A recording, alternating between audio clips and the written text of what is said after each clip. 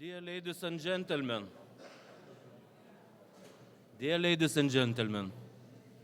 welcome to Vytautas Magnus University Agriculture Academy.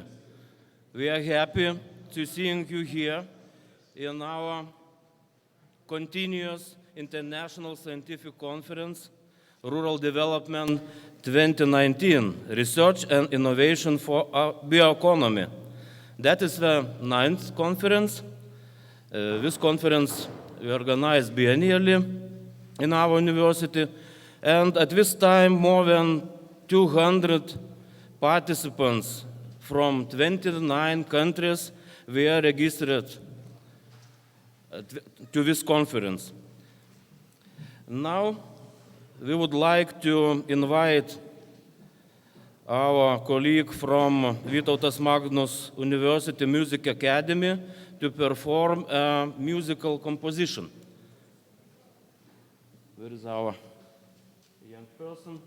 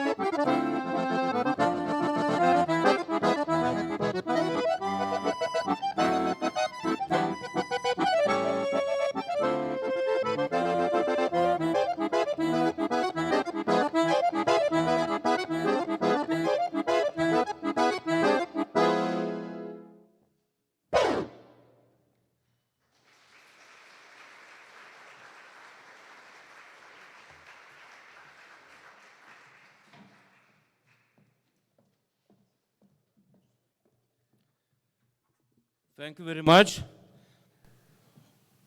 Audrius Daučianskas, our colleague.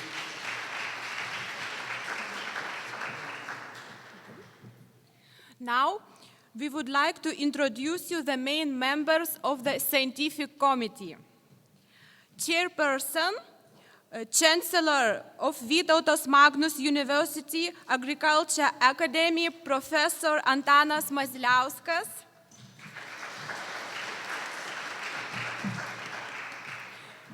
Vice Chairperson, Vice Rector of the Vytautas Magnus University, Professor Julija Kiršienė.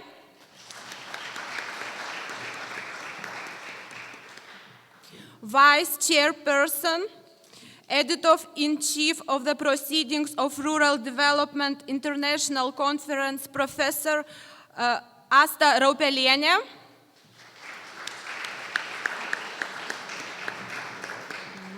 Vice Chairperson, Vice Chairperson of Organizing Committee Judita Černiauskienė, and Associated Professor Jolita Greblikaitė.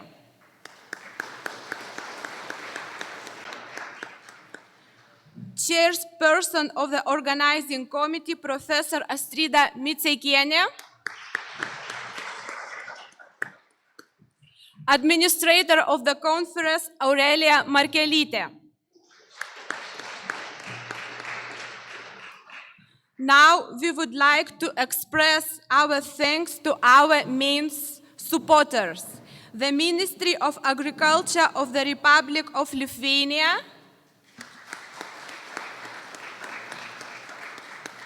and Lithuanian Rural Development Network for their considerable contribution and support.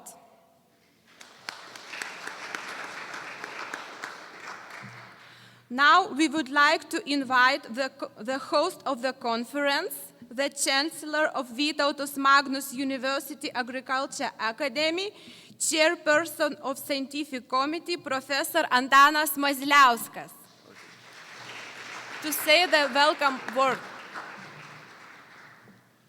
Thank you, Anastasia. I'd like to introduce the moderators, Dr. Anastasia Novikova, Vice Dean of Faculty of Bioeconomy Development, and Professor Kęstutis Romaneckas, in Agronomy Faculty. Thank you very much. Dear colleagues, scientists, PhD students, our social partners, from the Ministry of Agriculture, from Rural Advisory Service, from research institutes, dear participants coming from different parts of the world, I noticed quite impressive geographical coverage of our participants, starting from Brazil, Japan, India, Kazakhstan, United States of America, France, Germany, Czech Republic, Norway, Finland, Russia, Ukraine, of course Lithuania, and probably many other countries, because Kęstutis said 29.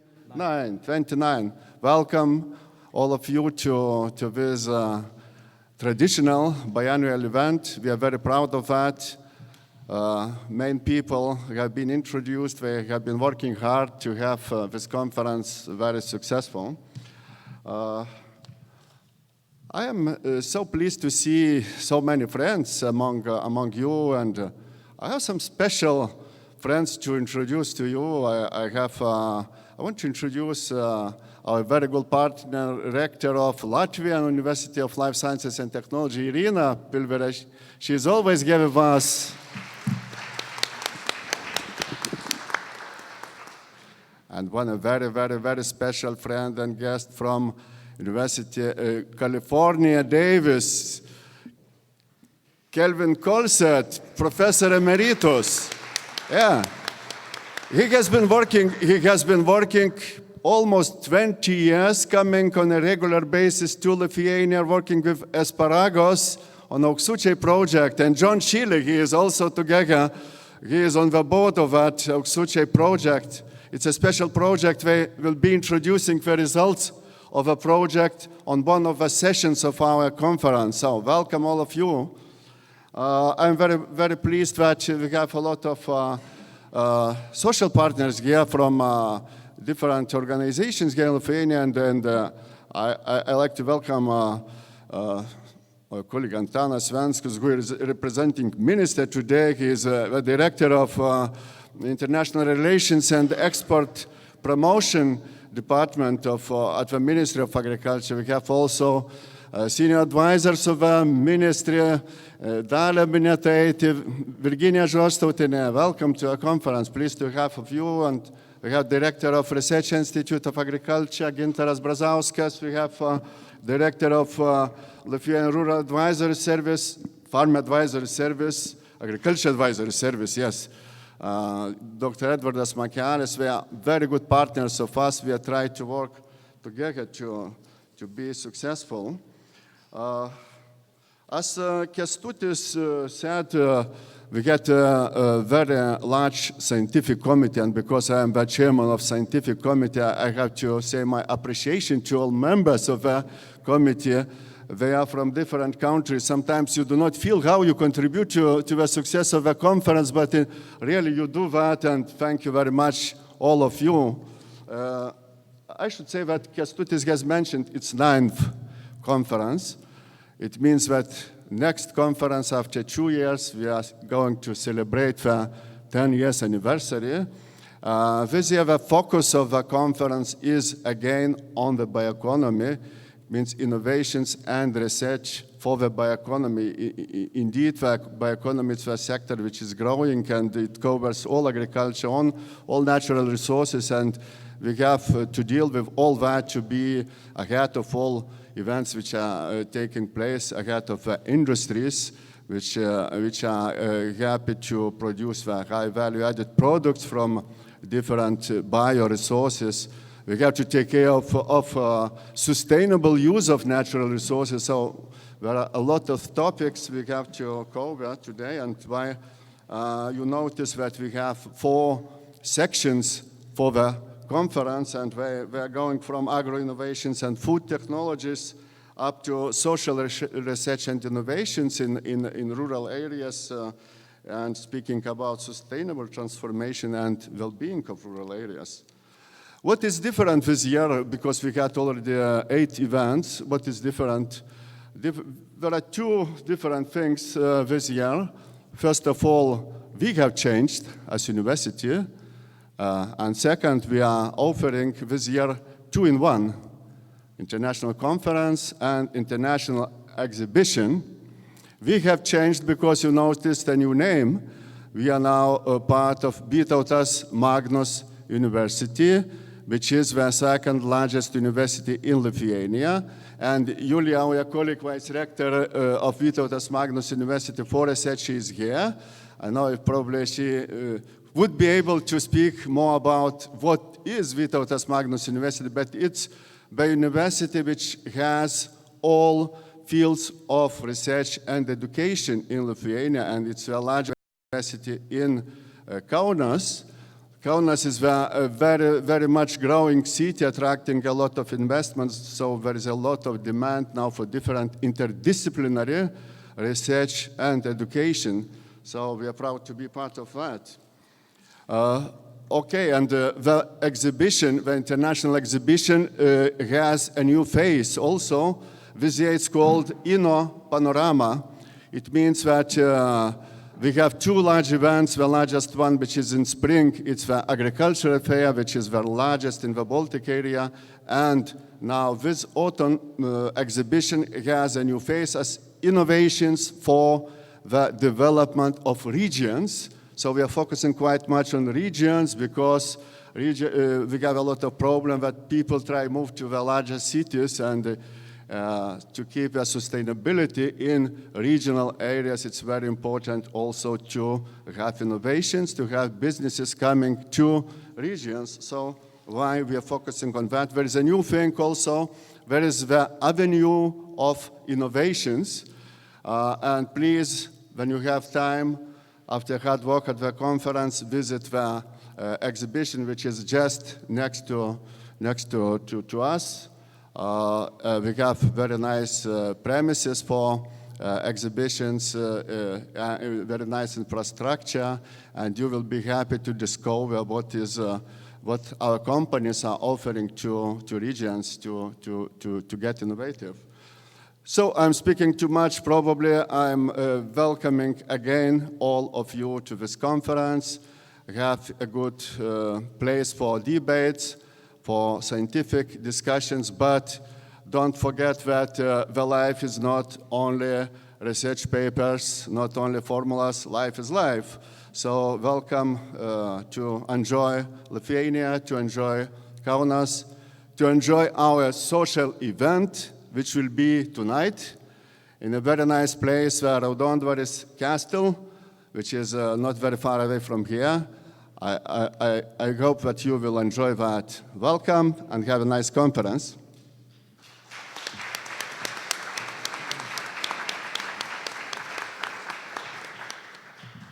Thank you very much. And very brilliant time for starting of our conference. Yes.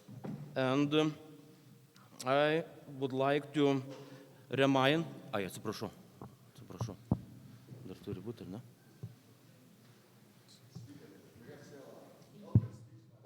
I'm sorry.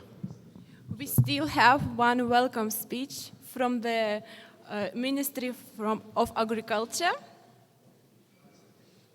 Head of International Affairs and Export Promotion Division of the Ministry of Agriculture of Republic of Lithuania, Antanas Venskus. Please, the floor is yours. Good morning, dear colleague, dear guest. Thank you for the invitation, dear Chancellor. Actually, our minister, Mr. Andrius Palionis, is supposed to be here at the opening ceremony of this conference, but unfortunately, he's at the same time, while being minister, he's also the member of parliament. And very important parliamentary session is taking place today. Therefore, he apologizes that he is not able to participate in this event, but he asked me to convey some welcome words on his behalf, and I will do it with an honor and a great pleasure.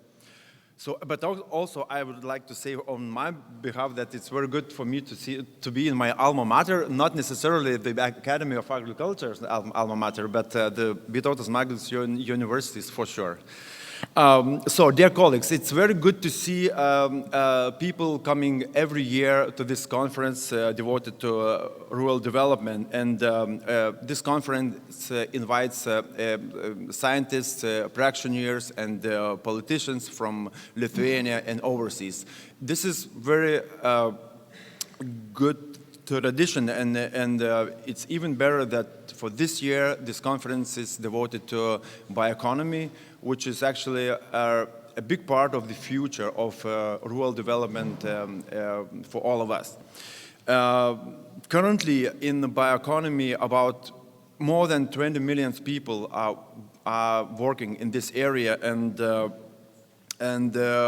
new areas of production are evolving from this, from the very idea and essence of bioeconomy. And it is also foreseen that till 2050, bioeconomy will be the main driving force of the European economy.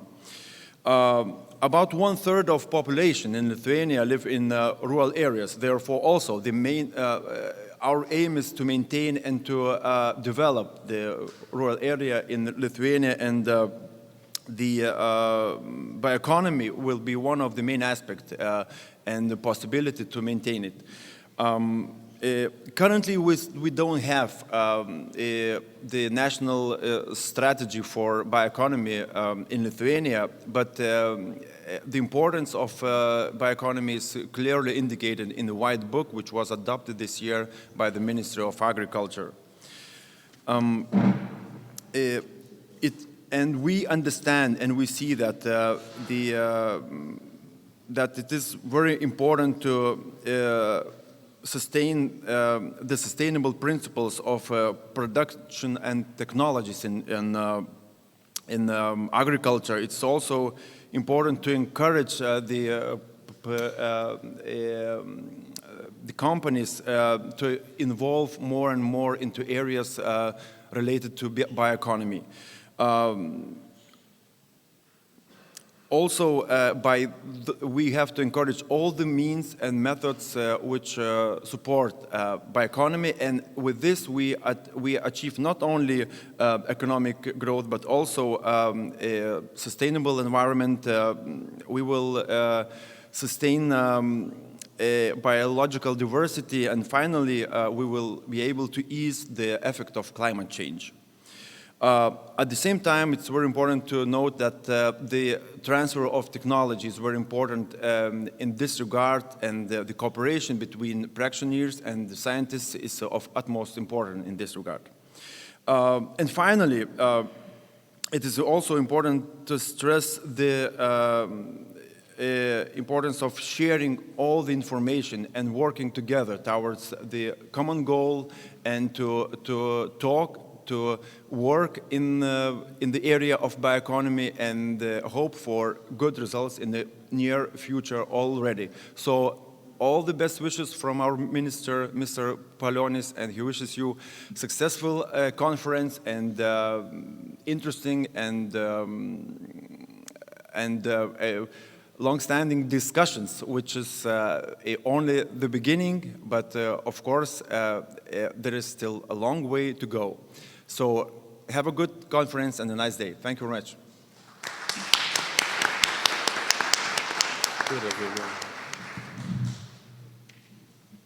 Thank you very much for this wonderful speech. And let's get started our plenary session. Dear colleagues, we will start the plenary session of this conference.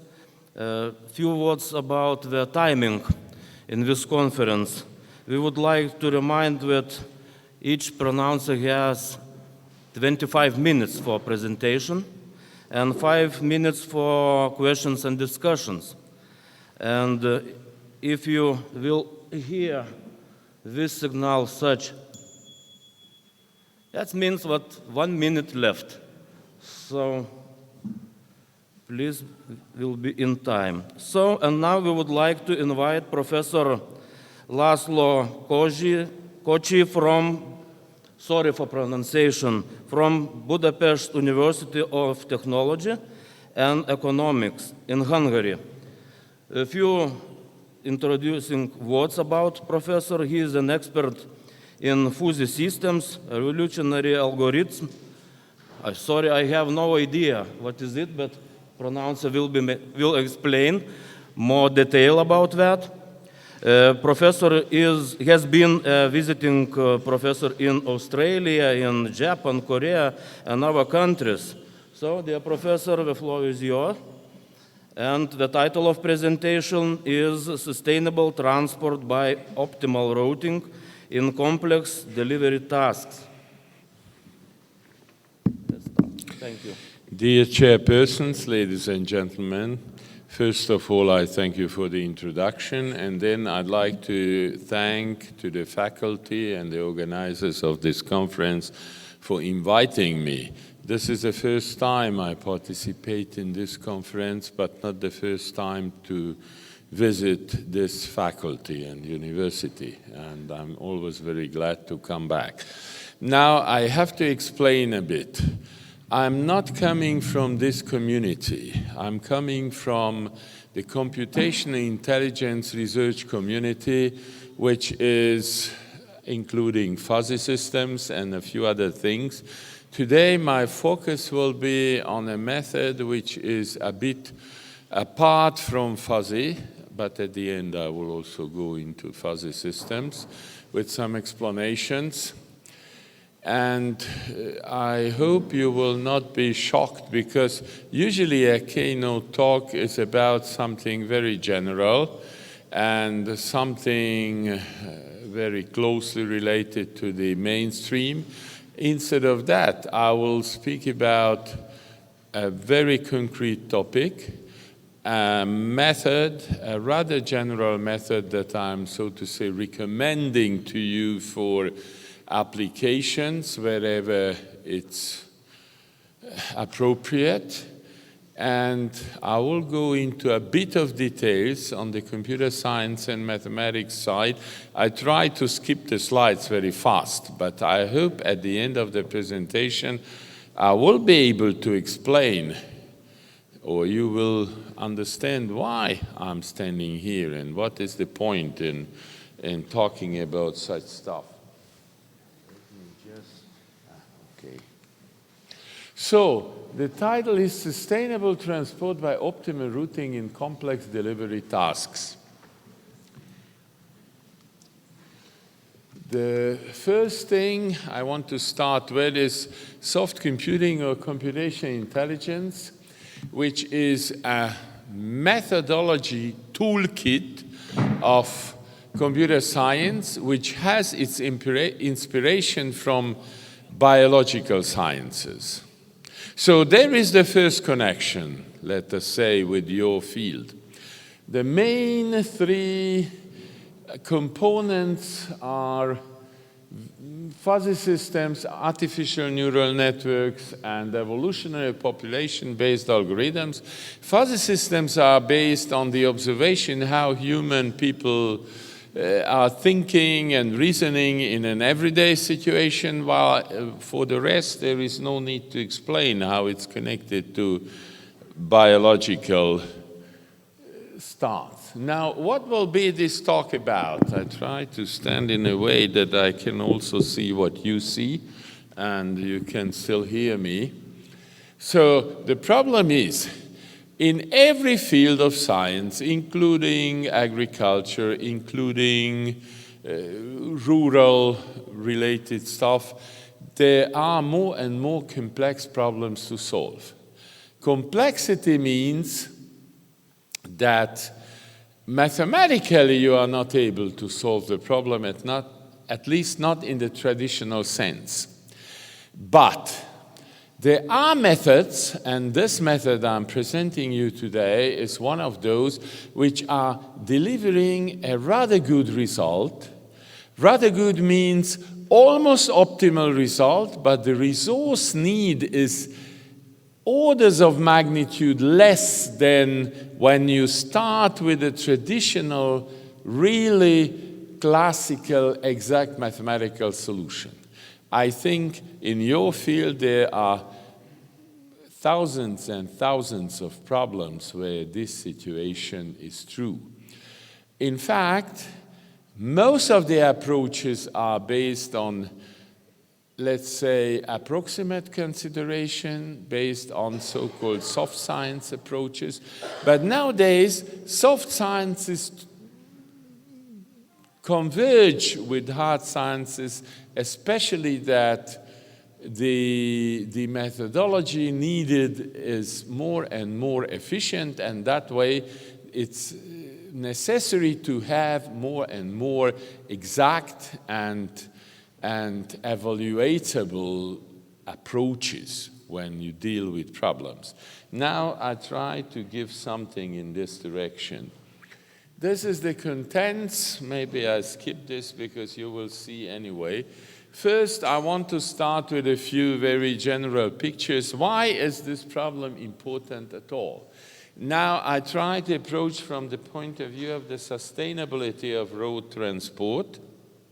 And of course, it's a common sense thing that everything is full of air pollution and so on. Right now in the United States, they are talking about these things, and there is a lot of real and fake, media reactions, whatever.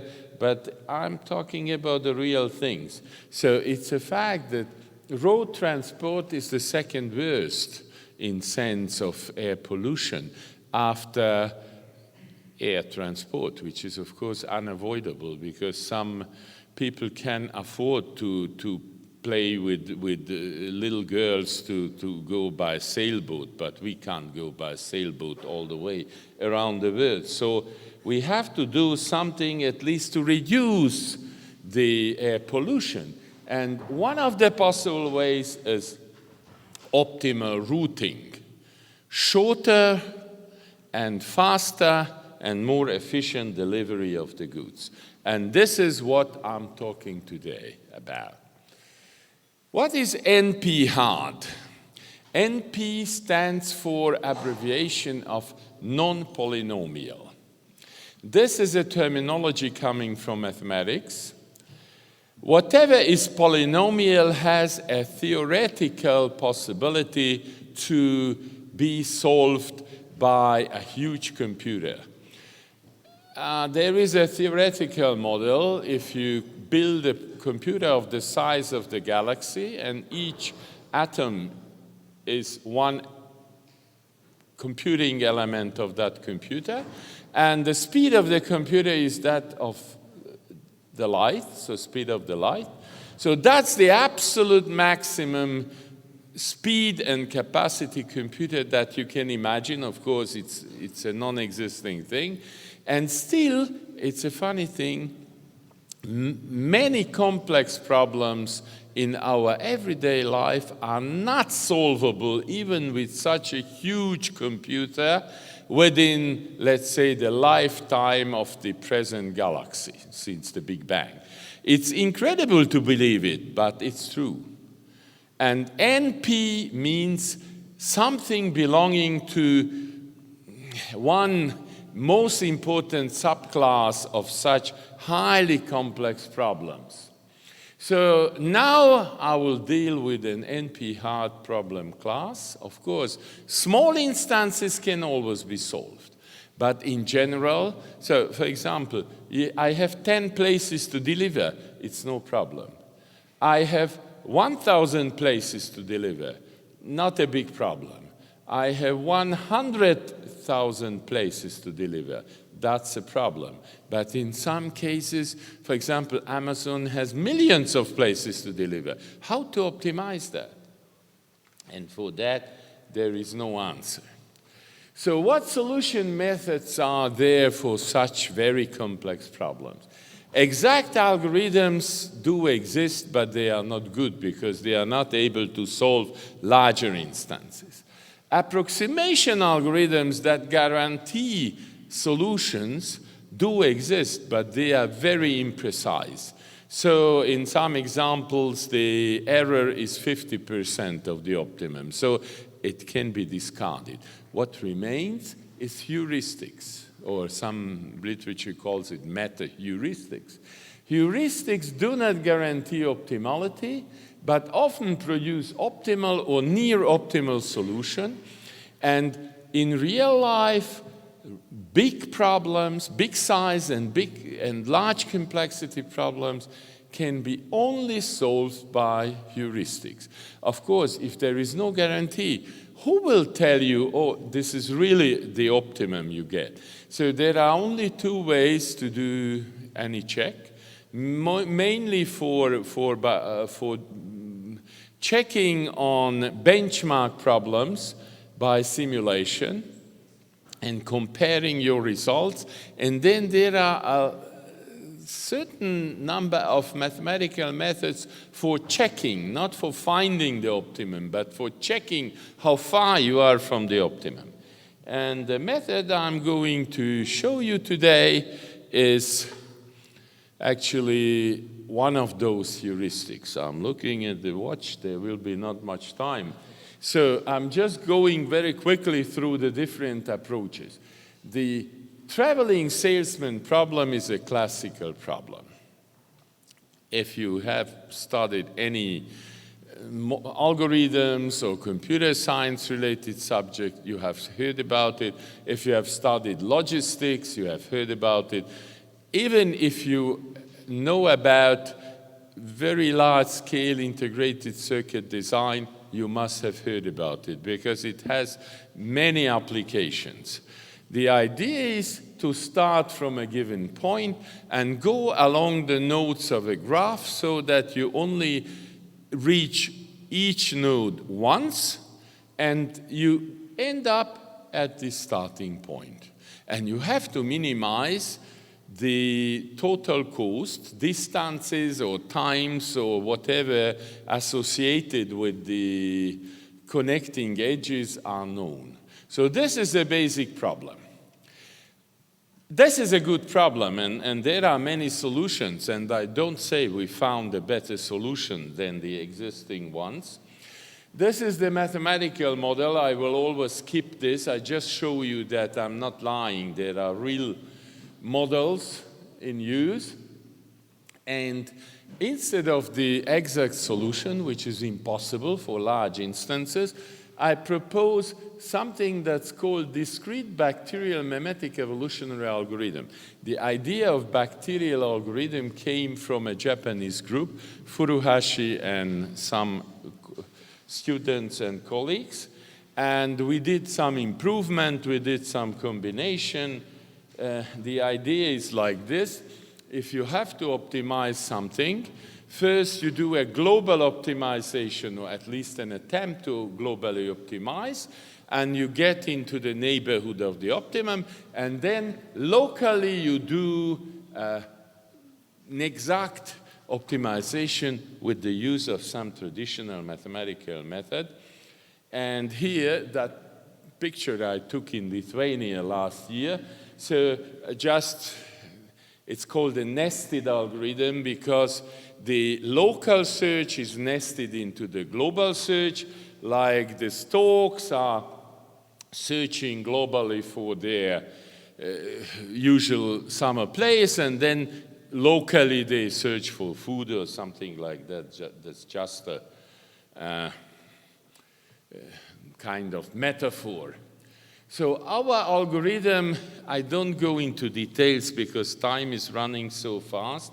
I just tell you, this is an evolutionary type of algorithm. That means a problem is modeled, a solution is put in the form of an individual of a population, and then individuals undergo mutation, undergo crossbreeding in a way, and we try to find better solutions. Of course, sometimes those solutions are worse than the parents, but sometimes they are better. And then we try to keep those better solutions, and we evolve and evolve and evolve, and finally we end up with something quite good. This is the idea of evolutionary algorithms. Mimetic means there is a nested local search. So bacteria, just to cheer you up, and this is the basic algorithm of the approach we are using. And this is how we encode a problem. You see, starting with 0, the encoding means you go to 2, then to 4, then to 1, then to 5, then to 3, and then you return. So this is the way how a bacterium is represented. Of course, that's not a real bacterium. And we have an initial population. That means we have some initial solutions, but maybe they are bad solutions, far from the optimum. And then we let them evolve. This is how mutation is done. You remember there is the encoded root, and one part of it is randomly changed. So this is like mutation in real life. And sometimes it's a better solution. Sometimes it's much worse. And then local search is done by what we call 2-opt and 3-opt. 2-opt means we try to change, according to this scheme, small parts of the graph. 3-opt is a bit more complicated, but it's also a limited search for various combinations. And if we get a better solution, then we stick to that. If not, then we just throw it away.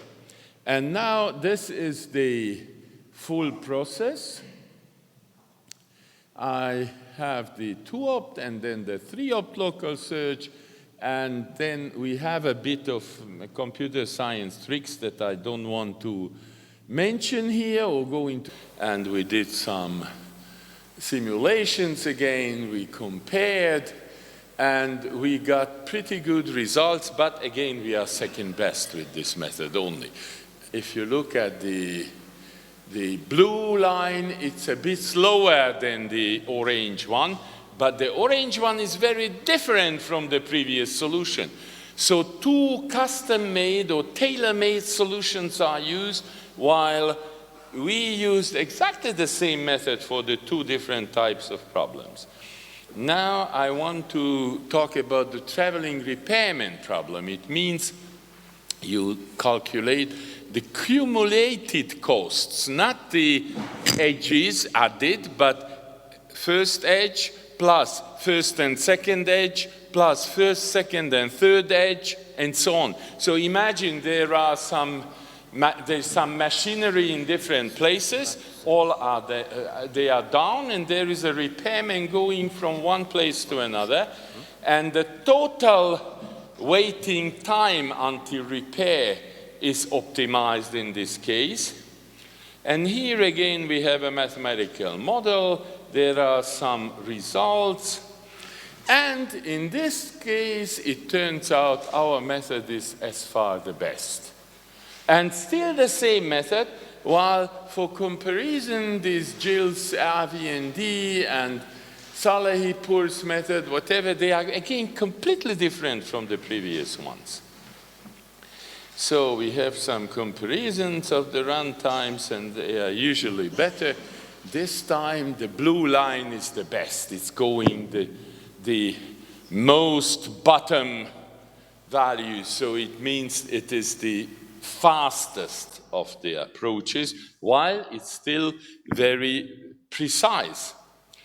And I want to go to the last type of problem, the traveling salesman problem, where time dependence is involved, a rush hour period, a traffic jam region, and now we really focus on what I started with the terrible air pollution and so on, and this is much closer to reality.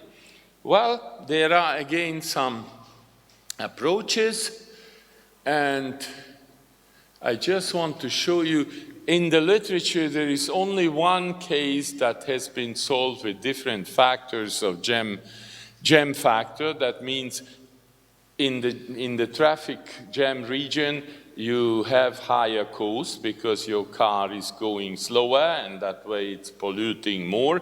That's called the beer 127. It's actually 127 beer bars in one of the German cities. And how can you drive from the first one to the last one by touching all of them?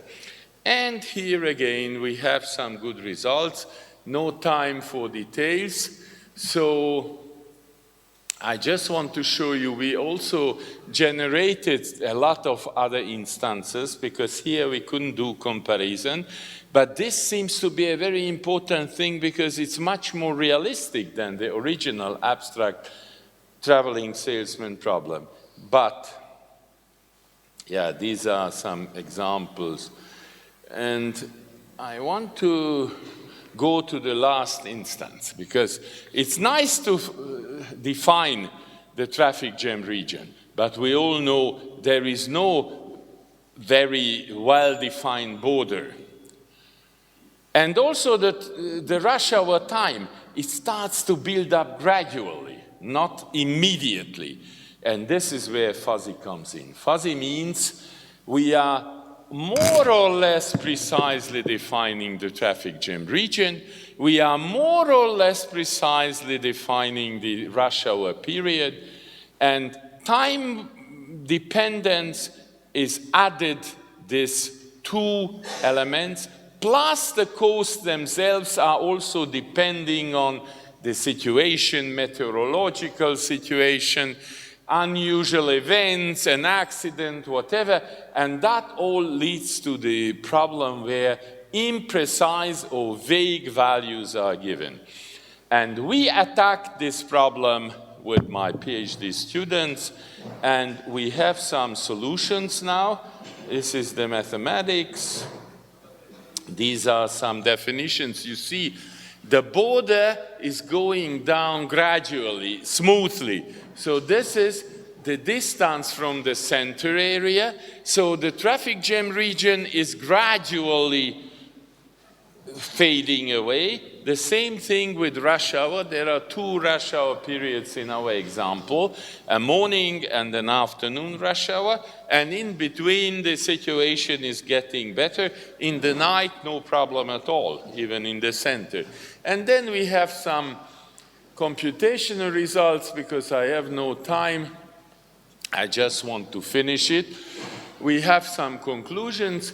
This is a novel approach, and we applied a method that was applicable for all previous, let's say, derived problems of the TSP family. And our solutions are pretty good. They can be compared only with the non-fuzzy approaches, but they are close enough. So I think That's an evidence that our results are useful. So I think the results are promising, and we can say we can go on in this direction. And actually, we did even more extensions. These are some other solutions for a similar problem, but I really don't want to continue it. Instead, I finish with some remarks. This was an example. However, there are many related problems. Scheduling, optimization of depot locations, for example, repair workshop locations, if there is a big agricultural area, they all go back to the same mathematical model. So my example is just one very classical problem group, but the method can be used for many different problems, some of them closely related to your own research interest. And the conclusion is we found a way, based on the Japanese idea, but we modified it a bit, which shows you quite acceptable, quite nice results, and very stable, predictable, and universally applicable results. So here you are. I offer a tool, and if anybody is interested, I'm happy to share more details with you. And now really I thank you for your attention, and that's it. Thank you very much. Thank you very much. Maybe colleagues have questions? I have only one comment. Yes. That's for us, for example, for like a sugar beet growers, this is very important gems on the roads, because some of growers, that is the, how to say, the main actors in these gems. You see what we need. Some trucks, yes, occupied, full of roads. So, and I guess it's very nice, but you have some algorithms in future, as you mentioned, the possibility to use this information. That is very useful thing. Thank you very much. So indeed, it gives a quick and very precise answer if the model is good. But modeling is not our business. Modeling is your business. So you give the model, and then we give a solution. Yes, of course. Thank you very much. Once more. Oh, thank you very much. Thank you.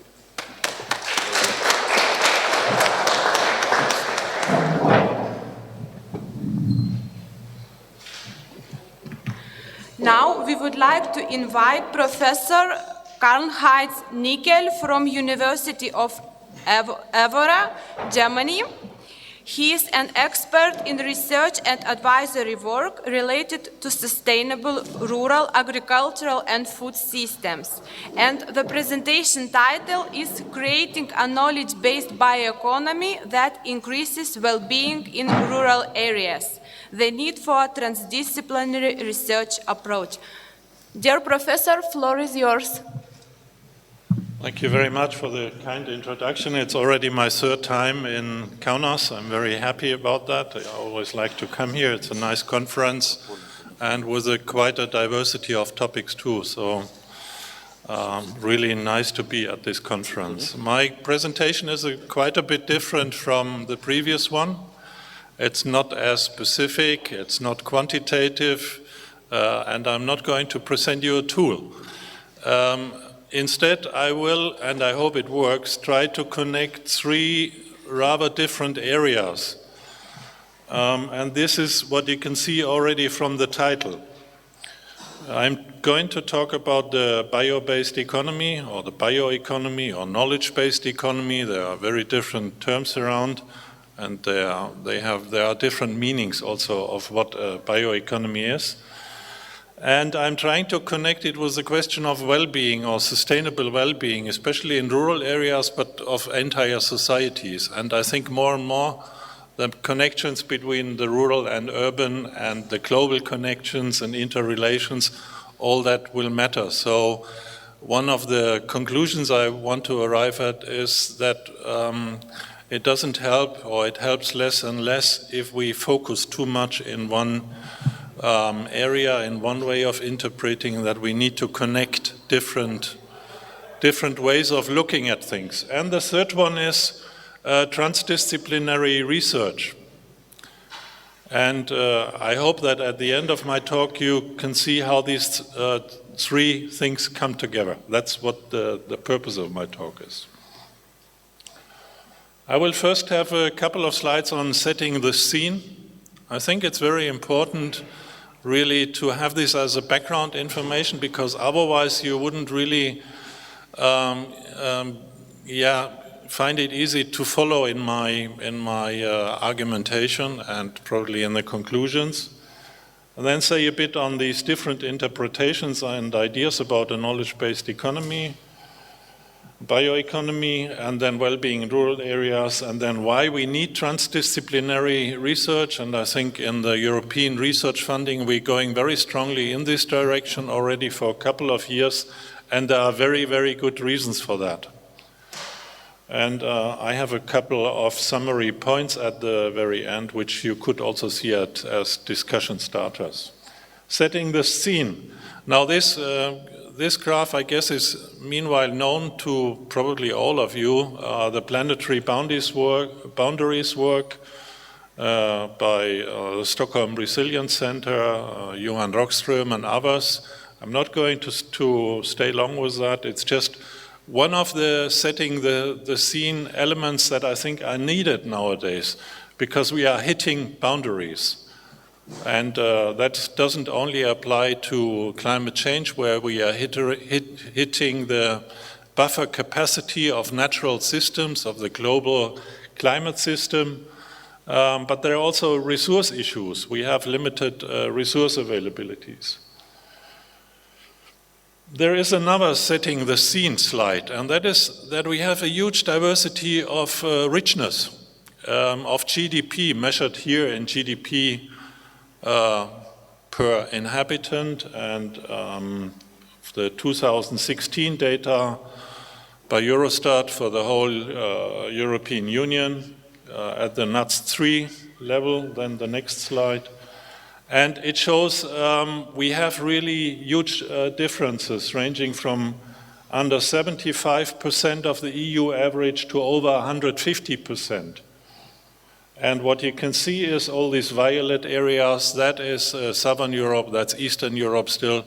There are notable exceptions where things are improving rapidly, using a very simple indicator. Another indicator is population change, and I think that shows more dramatically also what the Baltic countries are still confronted with, or have been confronted with in the last 10, 15, 20 years. And that is that young people are leaving, especially rural areas, but whole countries.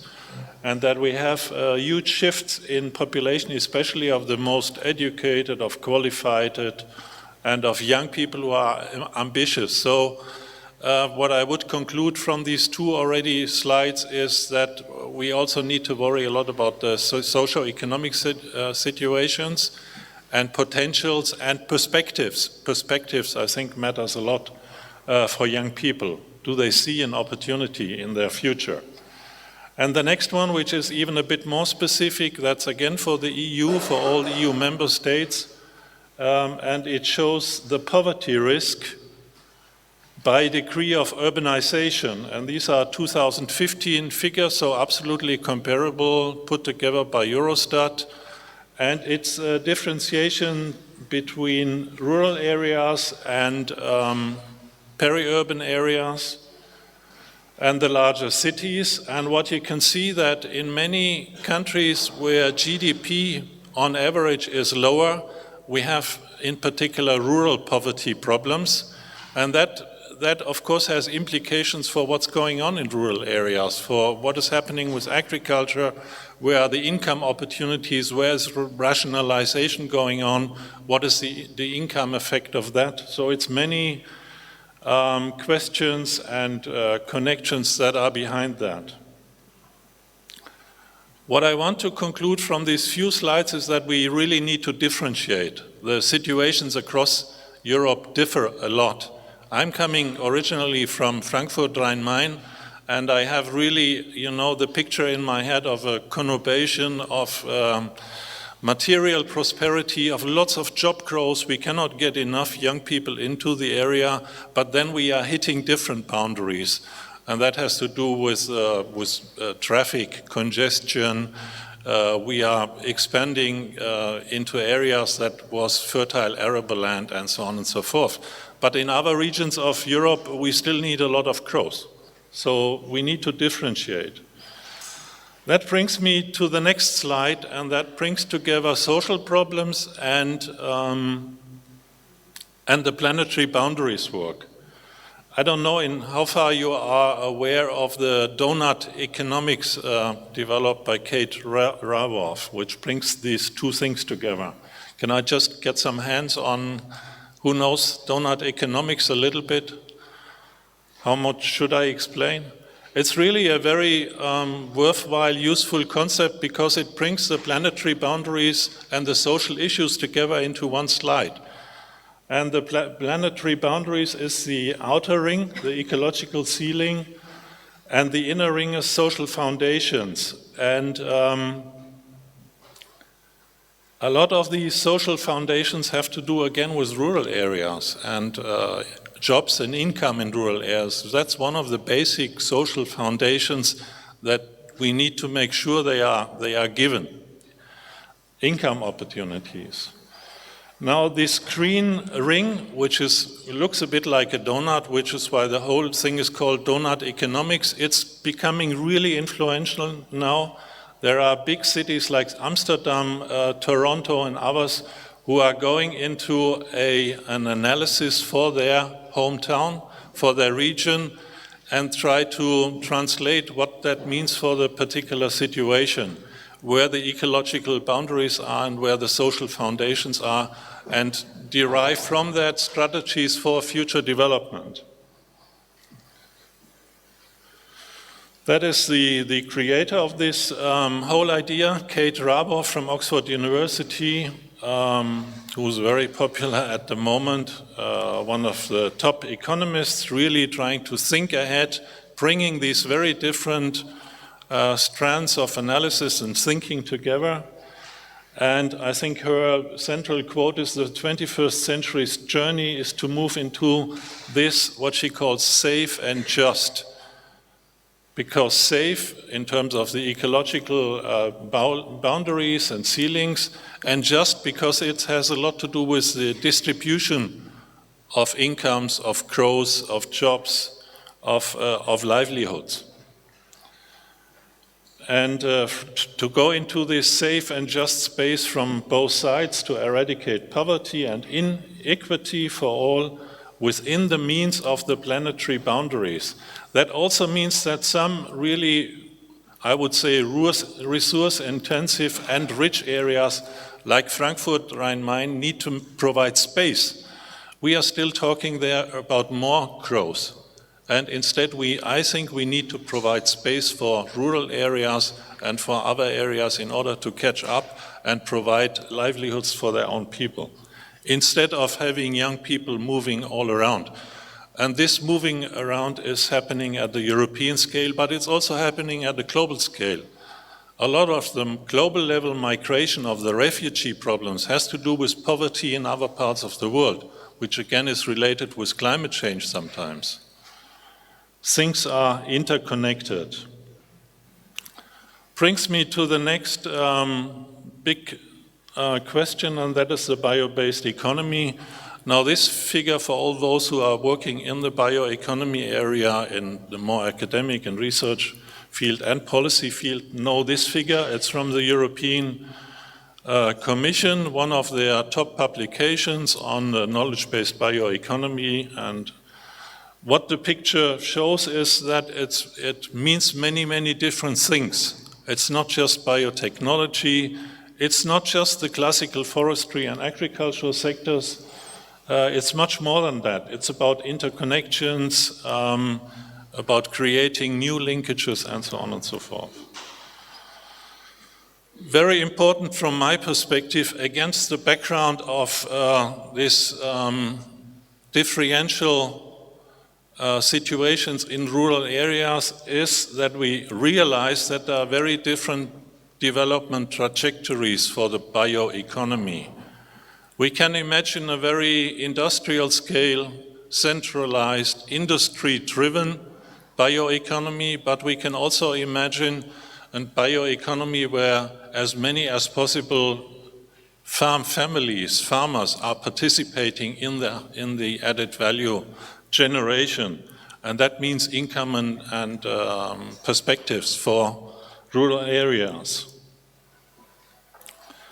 Now, this figure, very briefly, bioeconomy is not something separate. There is a big discussion about the circular economy, again about the question of planetary boundaries and trying to connect different things that we need to manage better with our given resources.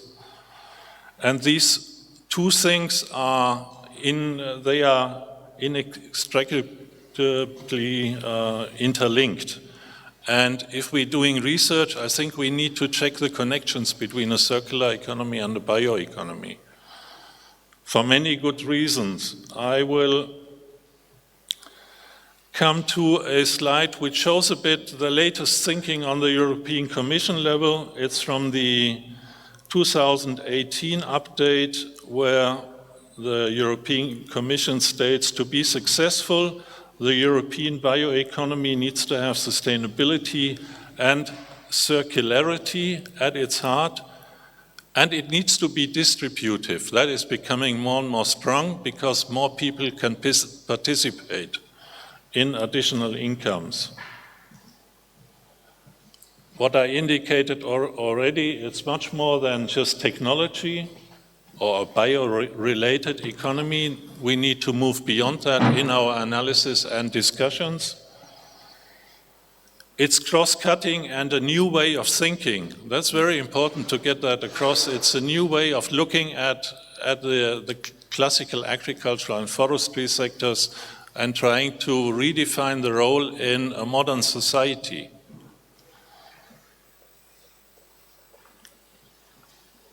Future concepts, it is argued in the Commission reports, are modular and multipliable.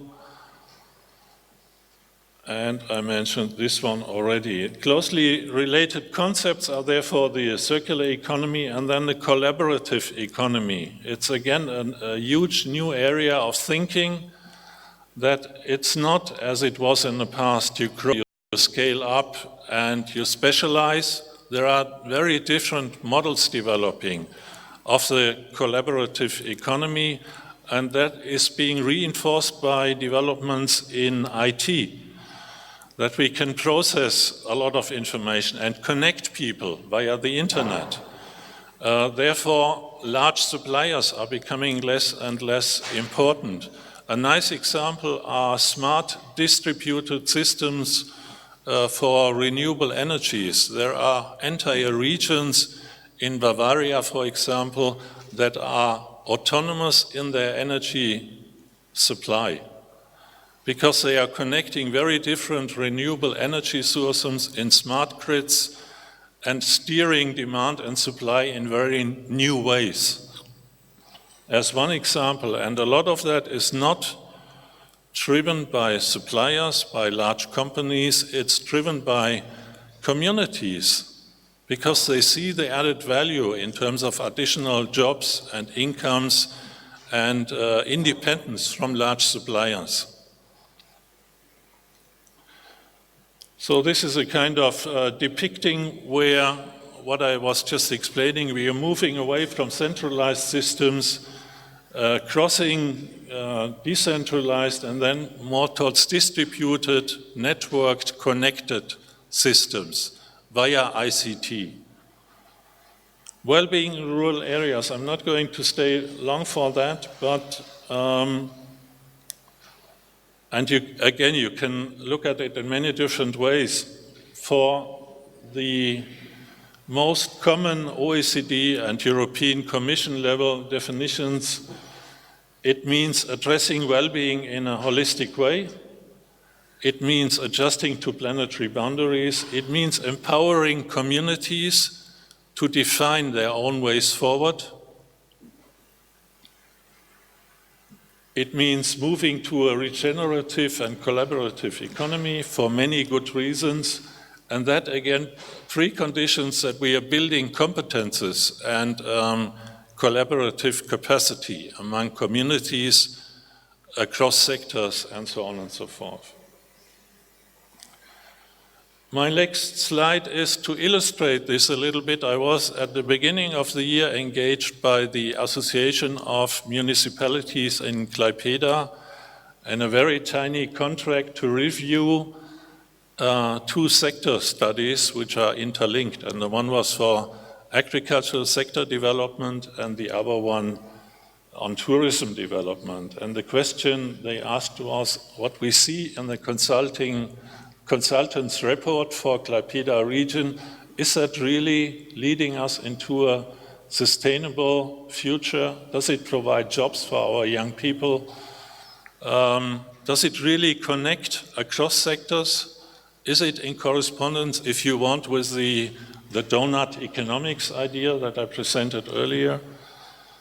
That was a wonderful opportunity to check to contrast a bit the traditional thinking, sector-oriented planning, sector-oriented indicators and analysis, and contrast that with a more connected picture.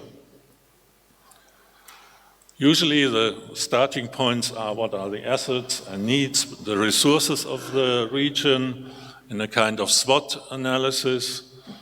We had that in the consultant's planning. Given structures and interests, motivations of people, of businesses to becoming involved in that. And then very important, a clarification of medium and longer term perspectives. And that is something that really matters. Where does the region want to go? And only once you know about this, you can discuss limiting and enabling factors. How do we really steer developments in this direction? We came up with a few ideas in looking at the consultant report, looking at data, looking at the region, from what we know from other studies, and obviously unique coastal location, the idea of fostering a high employment economy that is delivering income opportunities for many and territorial cohesion. That, of course, requires that we think across sectors. How do things go together? Are there contradicting visions for the region? Are we going to specialize into some sector? Or are we trying to develop something holistic for the region as a whole? Use of the given resources and promotion of community projects such as short supply chains, all a bit connected with tourism potentials and existing businesses in the region. We don't get these points if we only look at the agricultural sector. At the same time, and I got this from a number of studies that actually apply to most of the Baltic countries, we have relatively high standards of environmental management. They are a strength of the region. We have these connections with regional tourism, local markets, cultural connections. We have abundant renewable energy sources, potentials. Therefore, these smart distributed systems are possible where agriculture can play a massive role, and the circular economy ideas. And I think what could matter a lot for this region is that it could have a clean, green branding, a bit similar to what we know from New Zealand. And a lot of products from New Zealand are marketed with this clean, green image. So a unique chance actually also for a region like Klaipėda. What was also clear that processes matter. How are we consulting during such a study, and when a vision for a region is elaborated with stakeholders, with businesses, with policy and decision makers?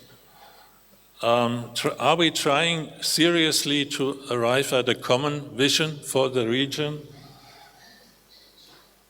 And that is where my idea for transdisciplinary research comes in. It's not the classical sector research. It goes beyond doing analysis on the desk using official statistics data. We really need to move beyond that. I think a couple of times already I mentioned in my presentation that we need to connect.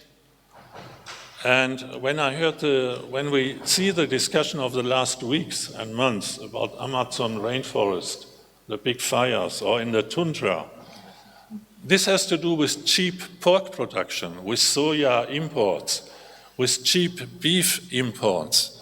And that again is connected with what is happening in our farming areas, let's say in mountainous regions that depend on grassland farming.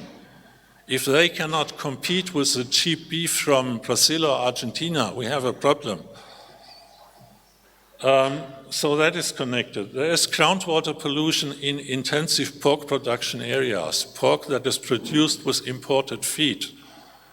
And if you want, you could go a tiny step further and argue that these same regions that are being cut off from production and income opportunities, it shows in election results all over Europe.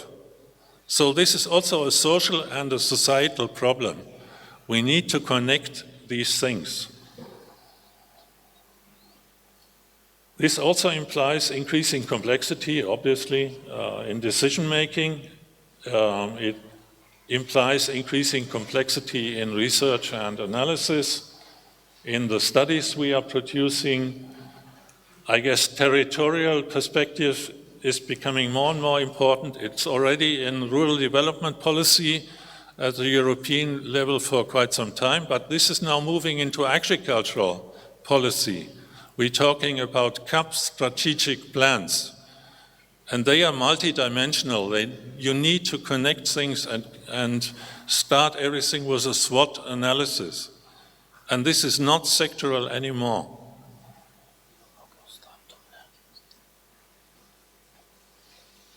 I'm coming to the last part.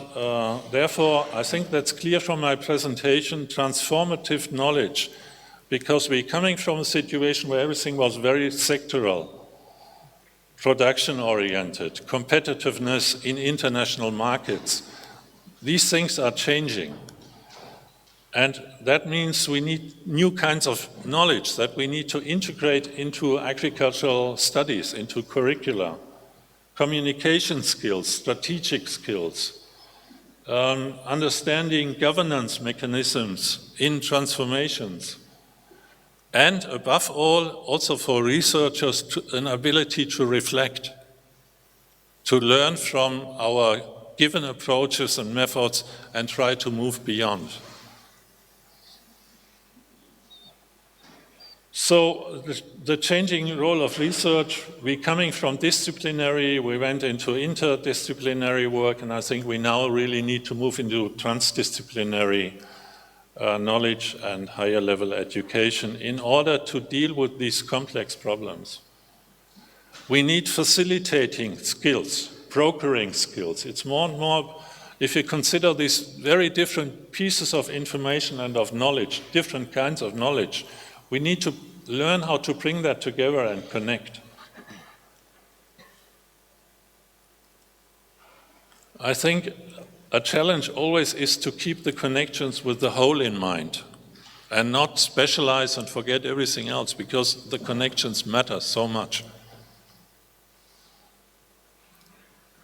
And research is really more and more in a role of providing very targeted analytical inputs that are required by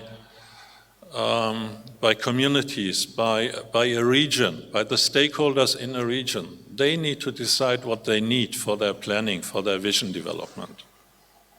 To sum up the last slide, the first point I made was really the need to move into the safe and just space, keeping planetary boundaries and the social foundations in mind. The second point I made was that there are very different trajectories of the development of a bioeconomy. The large-scale, industry-driven, highly rationalized, low incomes for the primary producers version, and a more distributed scenario.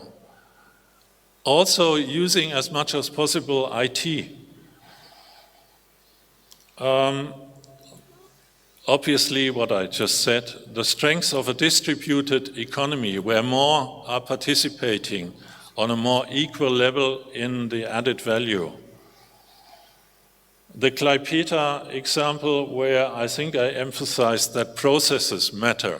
It is not enough if a consulting company does a sector studies and only talking or mainly talking with agricultural stakeholders, with the relevant administrations. We need to cross sectoral boundaries in order to offer something for a region, for a territory. The importance of transformative knowledge, and the last one, the role of research is changing, and this needs to be reflected in curricula. And I think this also helps to attract students, because we need to manage contemporary problems and need to look into the future in a different way. Thank you very much for your attention.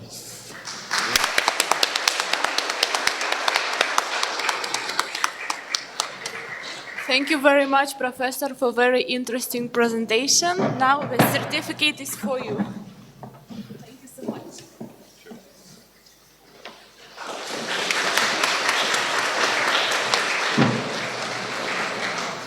Maybe one question. Somebody, please. Diana. Thank you very much for a great presentation. I understand how important it is to link those sectors and knowledge. But thinking beyond research, what kind of policy tools can be used at the local, regional, and even maybe global level to connect those? Yeah. Well, I mentioned two policy areas, and they're starting from the European Commission level. That's where the money really goes, the European support, and that's being translated into national programs and into regional programs. And for rural development, we have that already for some time, for more than 20 years, that we want to develop integrated rural development programs. That's the basis for the funding. But that was only 15% of the funding, of the total funding available. The big bucket is the agricultural support, traditionally sector support. But because at the very high level, decision makers are realizing that the challenges are changing and also the ways forward are changing. We now are getting, with the next funding period from 21 onward, the CAP strategic plans. And that means for all the agricultural funding, which means a lot also SME support from rural development, then the whole innovation partnerships support, which are becoming really important. This big chunk of money will go more and more through strategic plans. And these strategic plans provide a huge opportunity for, at the regional level, to think across sectors and plan across sectors. I think it's enormous, and that's just starting now. And to be aware of that and try really to proactively plan for that and train students for that and involve them in when we have diploma thesis or master thesis or PhD work, really get them engaged in these processes because they are so rich. And also it provides opportunities for them and future perspectives. Thank you, Professor. Maybe we may discuss during the coffee break if you have some questions. So, and thank you very much.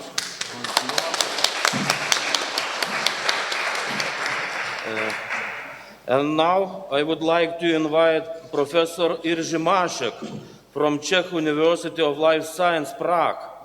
The main research topic of Professor is soil tillage and grain harvesting technologies. And the title of presentation is Agriculture 4 in role of supporting platform for bioeconomy and precision farming. So thank you for introduction. Ladies and gentlemen, I would like to talk about the precision agriculture and agriculture 4.0 as a supporting platform for bioeconomy.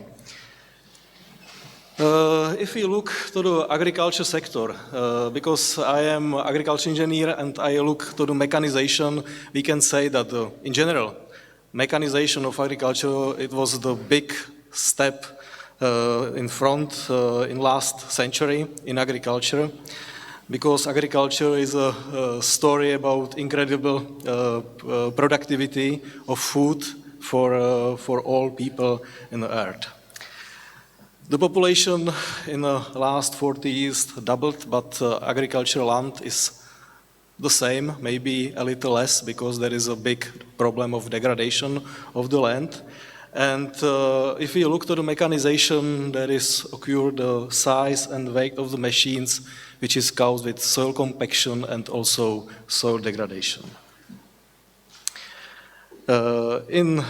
Nowadays, the maybe picture of agriculture in media and some meaning the people usually in cities, in urban area, are to change because they are not directly connected to agriculture, and there is open the wide discussion with all stakeholders in this sector, and we have to solve a lot of problem from the last time, maybe the food chain security, glyphosate or GMO problem. You know that it's big topic, and we have to solve it. There is many problems which is connected maybe to agriculture community because the conservatism of farmers are a little stable, so they are not so open maybe the new technologies, and also young people. For them, the agriculture is not sexy or modern because I think it's worldwide. It's my opinion from Czech Republic, but I think it's connected with the Western world. In Japan, it was the same problem when I visited 10 years ago. So we have to prepare some new strategy for young people to stay in agriculture, because without agriculture we can't survive. If we look to bioeconomy, thank you to Professor Karl-Heinz that it's the probably same picture, the donut. There is a lot of tasks and a lot of goals that we have to achieve, and it's about sustainable production. And for it, we need good technology and a lot of novelty, and we have to do it very soon to survive.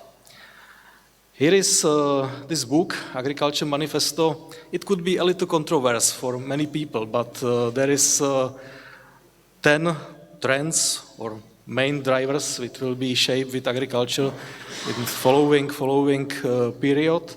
And we can see that there is a sensor technology, 3D printing, robotics, precision agriculture, and artificial intelligence. That's the, I think, key things how to solve agriculture mechanization for next decades. The challenges they are standing for solution is population growth, land degradation, climate change, of course, and sustainable intensification of food production. I know that sustainable intensification, it is also very problematic but we have to solve it. If we talk about the change, usually about the change in agriculture, of course. If we look back, maybe 100 years ago, here is the harvest of the grain. So these 3 people harvested approximately 1.5 hectares per day.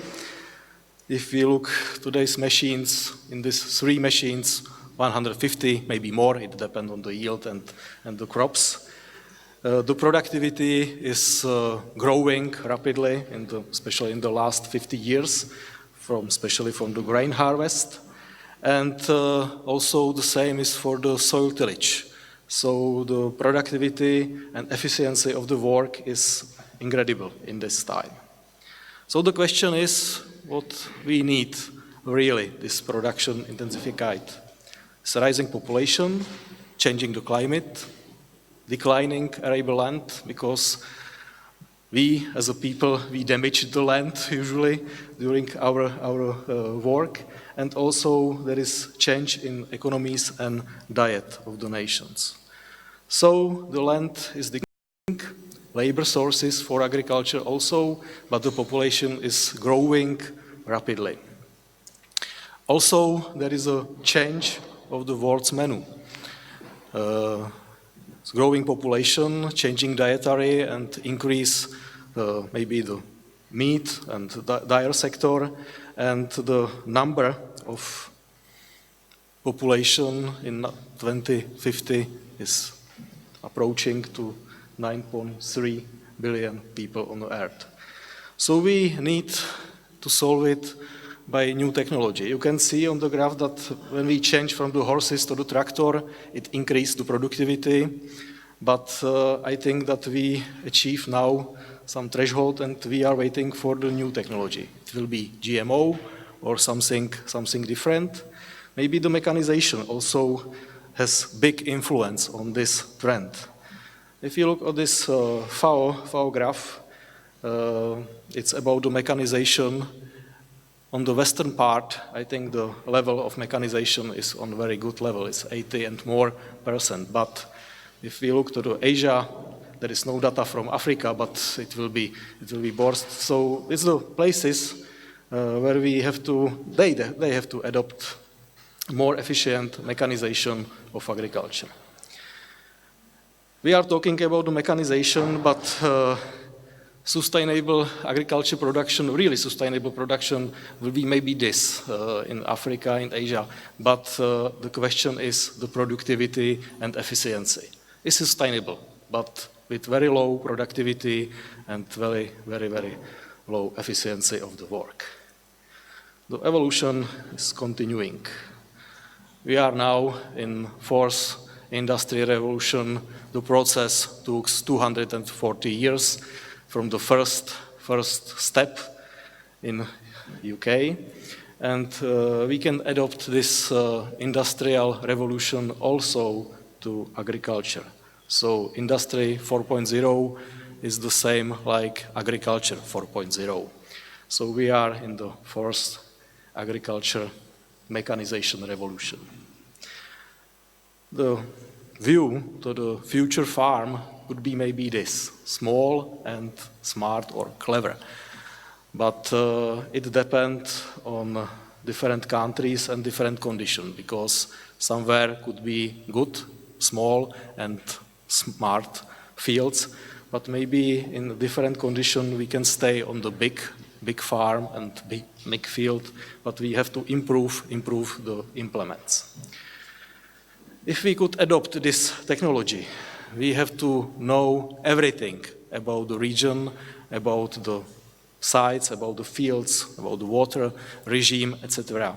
So there is many tasks and many improvement how to recognize the relief of the nature, information about the soil quality, information about every plants maybe in the field, but we have to decide it, what we have to do. So we have to collect the data. Point sampling is cost not so effective, and takes a lot of time. Second are sensors on the machines. It's easy because it's working together with normal work. Or remote sensing. It's maybe the best way to have a lot of information, or maybe not information, a lot of data about the area what we have to need. But it is connected with big data problems. We have a lot of data, but a few information from it. And the problem is that the flow of the data between all stakeholders or all players on the market, it's not gigabytes, but terabytes and terabytes, and what we have to do it. So we change this connection to data hub and cloud technologies, and it's really effective for this data exchange and work with this data. Next is to decide how detailed we have to be with this information. This is pictures from our trial plot. So we have some fields in the research institute, and we try different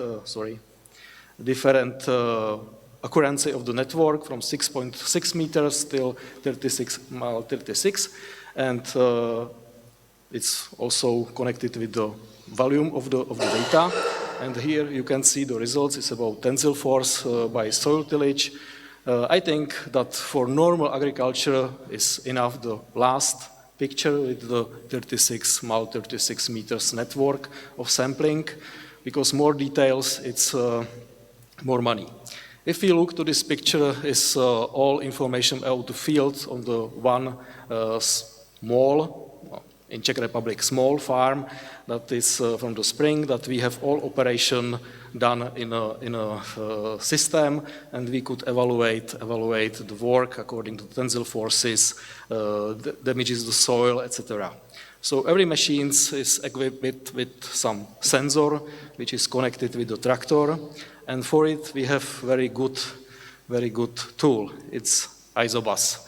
Isobus is working. It's agreement between the manufacturers that you can use one terminal in a tractor to manage all implements which is Isobus ready. Because if not Isobus ready, you have to have another display, another remote controller, and sometimes you stay in a tractor and it's like spaceship because you have a lot of terminals around. But if it is Isobus ready, it works. And after it, you have all information. Telematics, it's very, very useful. You can see all the fields, trajectories of the machines, and it's for documentation and also maybe change some approach to different fields, different shape of fields. You have also documented all works during the year on the field, on the selected field. And here is some result of application of organic fertilizer. It's digestate after biogas production. So you can see the trajectory of the machines and also picture, because there was some different application. You can see from the picture that there was site-specific application of this material. Next tools could be maybe improve the movement of the machines on the fields, because sometimes the drivers, they are going with the machines according to their mind, because 20 years we do it like this. And if we calculate it in software, prepare some model, we can maybe improve it, the movement, and save the soil damage, because it will be not so many turning on the headlands, and will be cost effective, and also we improve the efficiency of the system. We use it in our laboratory, this SMS software for preparing these trajectories. Also, we could look to the environmental task. Maybe here is for the seeding, but you can use it also for spraying some chemicals, because if you look at the total area of the field, 22.2 hectares, and if you use manual switching of the section, there is 23.6 hectares applicated, so you spray more than 1.5 hectare. And if you use this automatic section control, it's only 22.5, only 0.3 hectares more. So it's cost effective and also have good influence on the environment. My colleague from department, Professor Krowlik, he is big fan to check the trajectories of the machines which are working on the fields.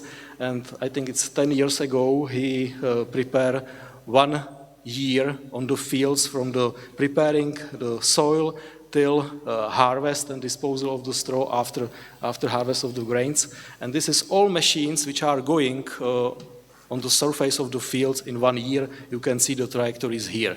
Could you imagine how the soil looks like after it?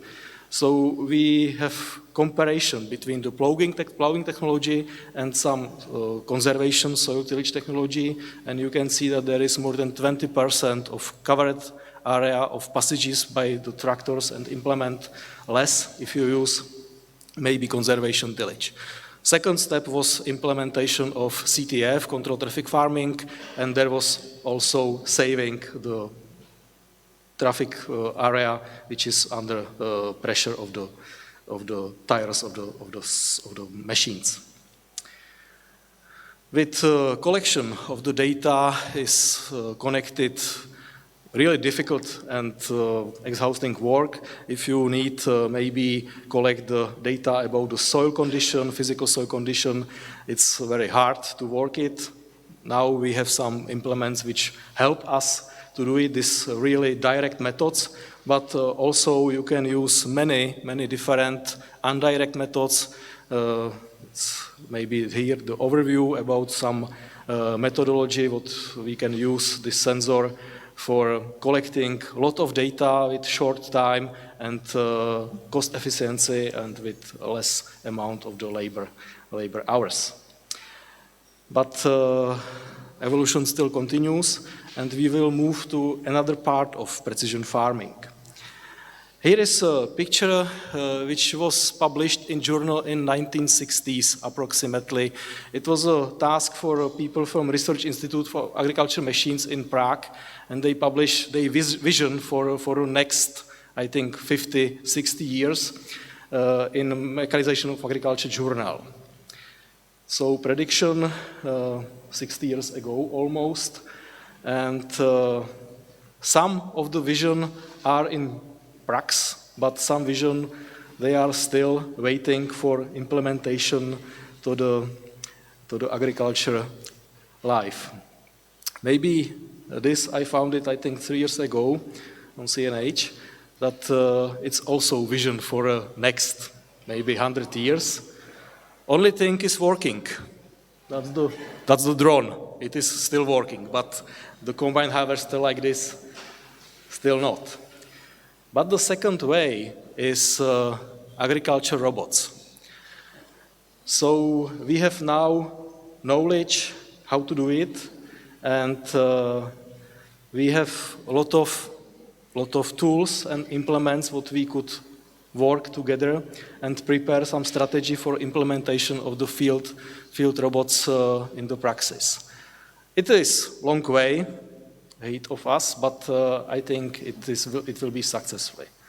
Maybe presentation after a coffee break will be more detailed about the robots. But there is a lot of things what we have to mastering. IoT, RFID, big data, wireless sensors, but a lot of these things we know and we can use it. So I think that the robots are the right way for this moment. If we look to the field robots, there is also many approaches, because first could be big robots. It is like a normal tractor, but without driver. It is working, it is ready. There is only legislation problem, because you can't send the tractor on the public way, because who will be responsible for the accident? The robot, computer, or owner? Nobody knows. Second way is the mini robots, or some swarms of the robots. It is preparing. There is, I will show on the next slide, the solution of Fendt, but maybe could be working. Third way is micro robots. These micro robots, they will take care directly, maybe on the different plants on the soil, on the field, And the last but not least, I don't know what will be next way, is nanorobots. They will work directly in the plant or on the surface of the plants. So we will see. So here is the system Mars. It's made by ACCO, Fendt. So it's a robotic swarm, which is working in a group on the field. So it's one of the way which will be maybe utilized in the future. If we look to the management of the farm, the agriculture companies, we have to decide on different levels. If we look to the whole farm, if we look to the field, and also we have to take directly on the one plants, for example. So the robots are now as a toy. Usually, if somebody see the robots, yeah, it's nice play, but it's really hard work. No, it's my fault. There's heart attack. So there is a lot of work, and now it's working in the small scale, but we know the algorithm, we know the sensors, and we know everything. So it could be work also in a big scale. Yeah. What is done in this area? Every year is a field robot event.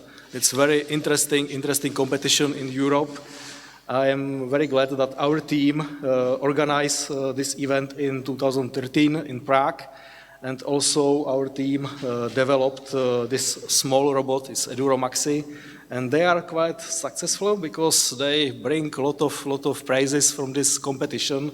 So I am proud of Mr. Krowlik and the enthusiastic people around him, because the robotic group at our faculty is more enthusiastic than like pure scientific team, because they are like put heart to this work. It's sometimes it's difficult, but I think that they do it well. But from the small robot, we also work on the middle-size robots with cooperation with dealer in Czech Republic, with John Deere, with these moving machines that around the faculty is the grass cutting, but by this middle-size robot quite successfully. No accident to this time in this season. So this is our robotic team, the main partners, but there is a lot of students from master degree and PhD degree study. And that's all, because we can't change the soil and the weather, but we can change the technology. And we have to do it, because it's only way how to survive it. Thank you very much for your kind attention, and maybe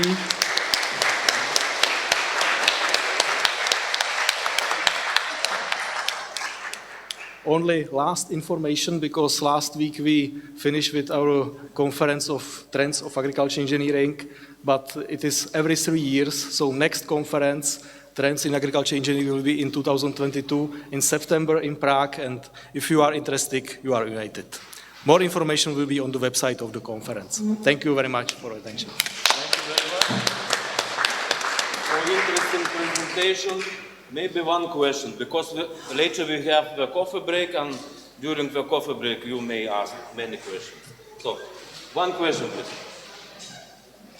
Oh, let's save time, okay. No questions, then No certificate. Thank you very much. Thank you very much. Thank you. Thank you, very nice presentation. So, now we have the coffee break up to 11:30. So let's enjoy that. It's in corridor, and after that we will continue our conference.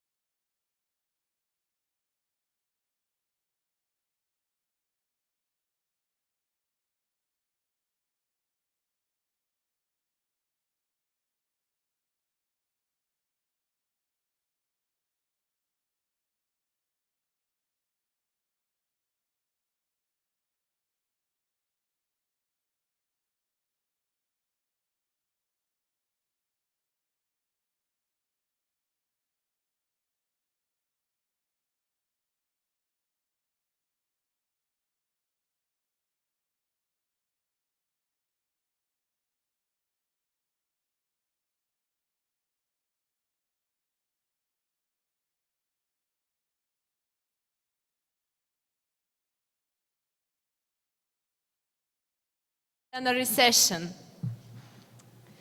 Now I would like to invite Professor Kirin de Young Van Lier from University of São Paulo in Brazil.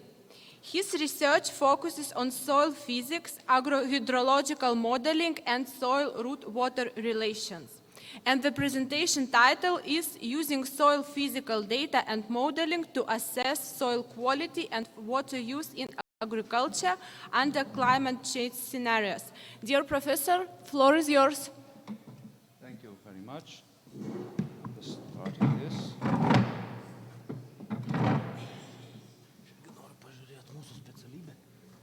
Yeah.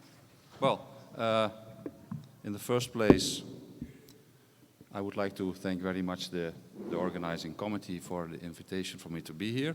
It's my first time in this northeastern part of Europe, and I like it up to the moment at least. I'm going to talk to you about soil physics, but not hardcore soil physics. We're just going to show you how what we can do with soil physics and how we can use it to optimize water use in agriculture. That's the main subject. So I subdivide my presentation in only 3 parts. First, where I live and work, a little bit about soil physics, and a little bit about how soil physics can help optimizing agricultural water use efficiency. I think that's enough for 25 minutes. Okay, where I live and work? Well, I work and live in a city called Piracicaba in the São Paulo state in Brazil. Now you maybe think this guy, his English is not like he's from Brazil, because in fact I'm born in Holland and also graduated there in Wageningen. But I live in Brazil and worked there for almost 30 years already. So that's my very small story. The climate in the region, you see some graphs there. Basically it's warm the whole year, but in the winter months, which are opposite to the European winter, of course, it's a little bit cooler, never freezing. The rainfall is also distributed with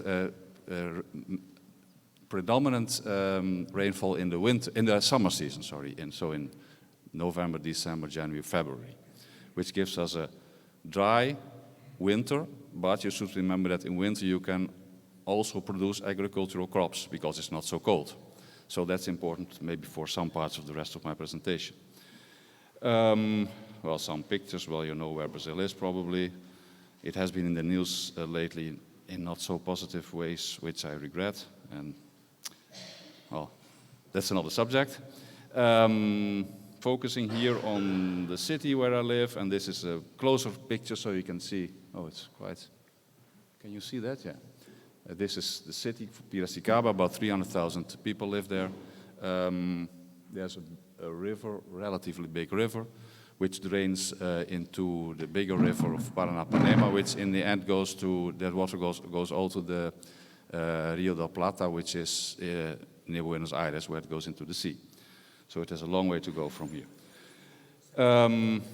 I work at the University of São Paulo with a campus in Piracicaba, which is the main agricultural campus in Brazil.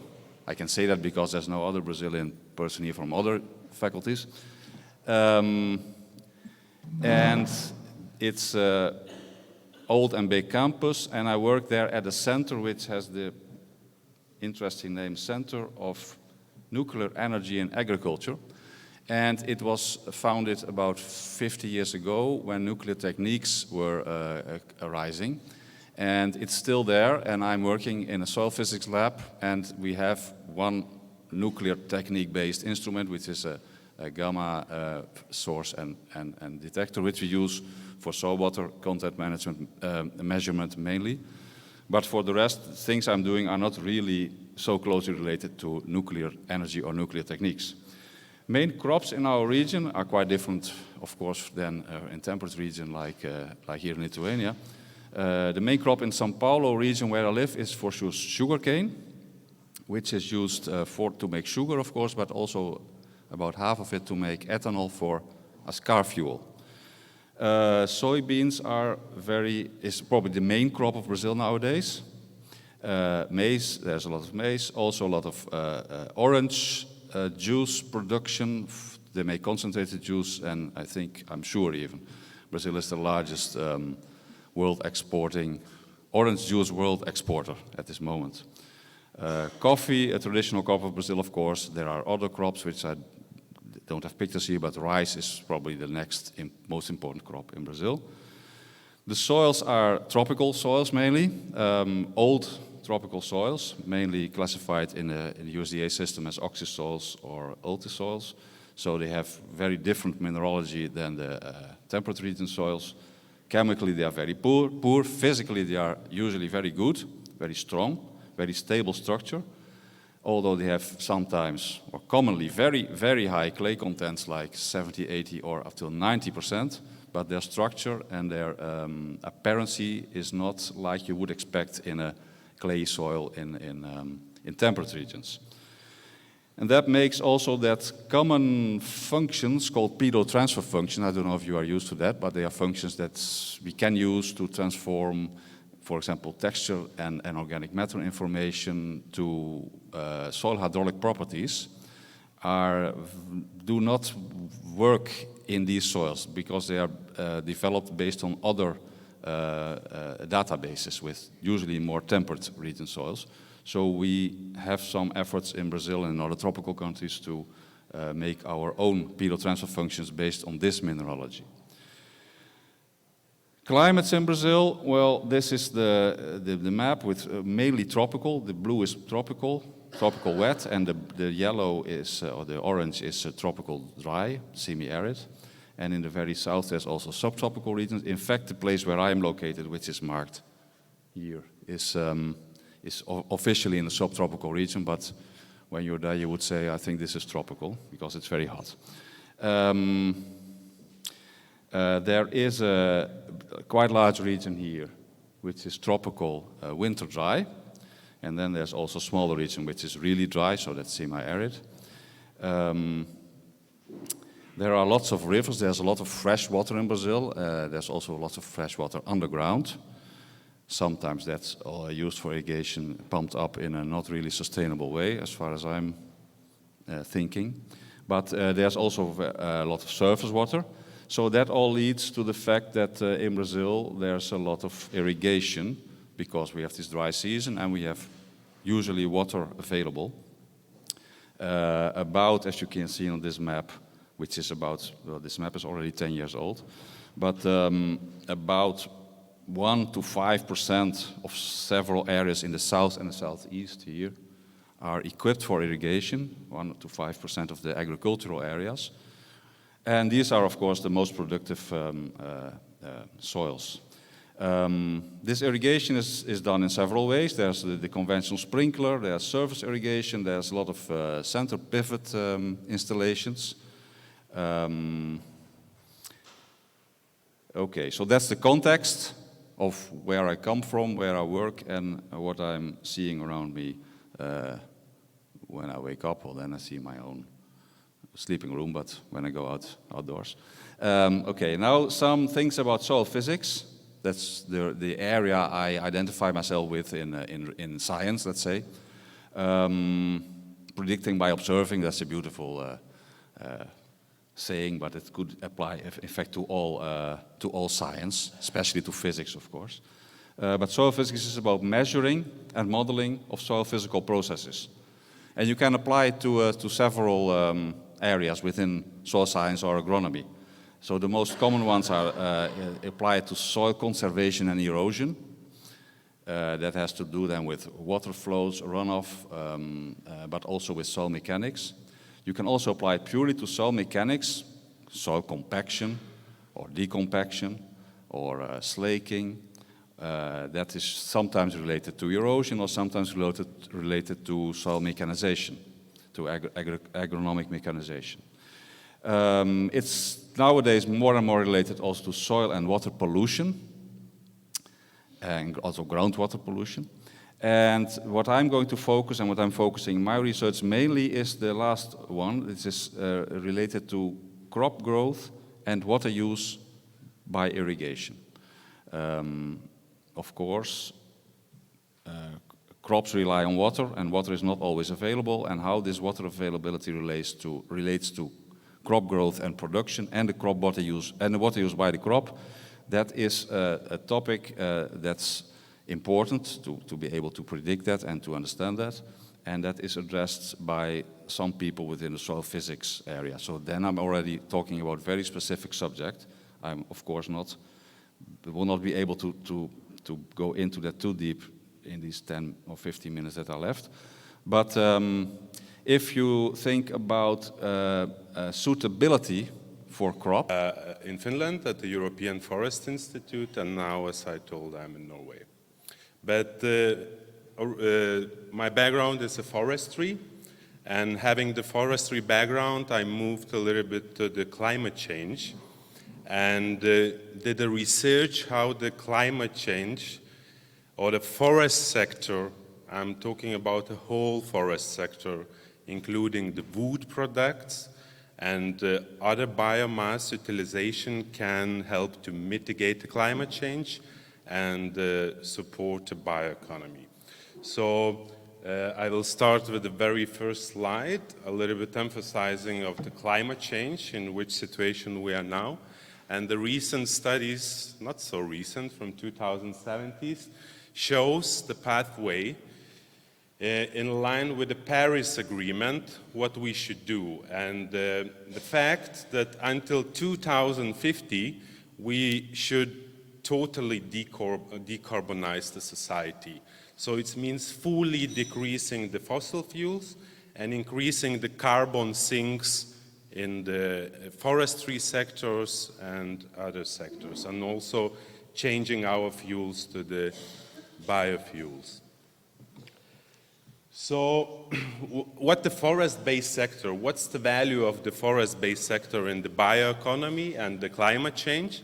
So it was recently estimated that it's 13% of the emissions nowadays is mitigated by the forest-based sector. In the next slide, I will explain a little bit what I mean forest-based sector, because usually when we talk about forest, we are just thinking about afforestation or other measures in the forest.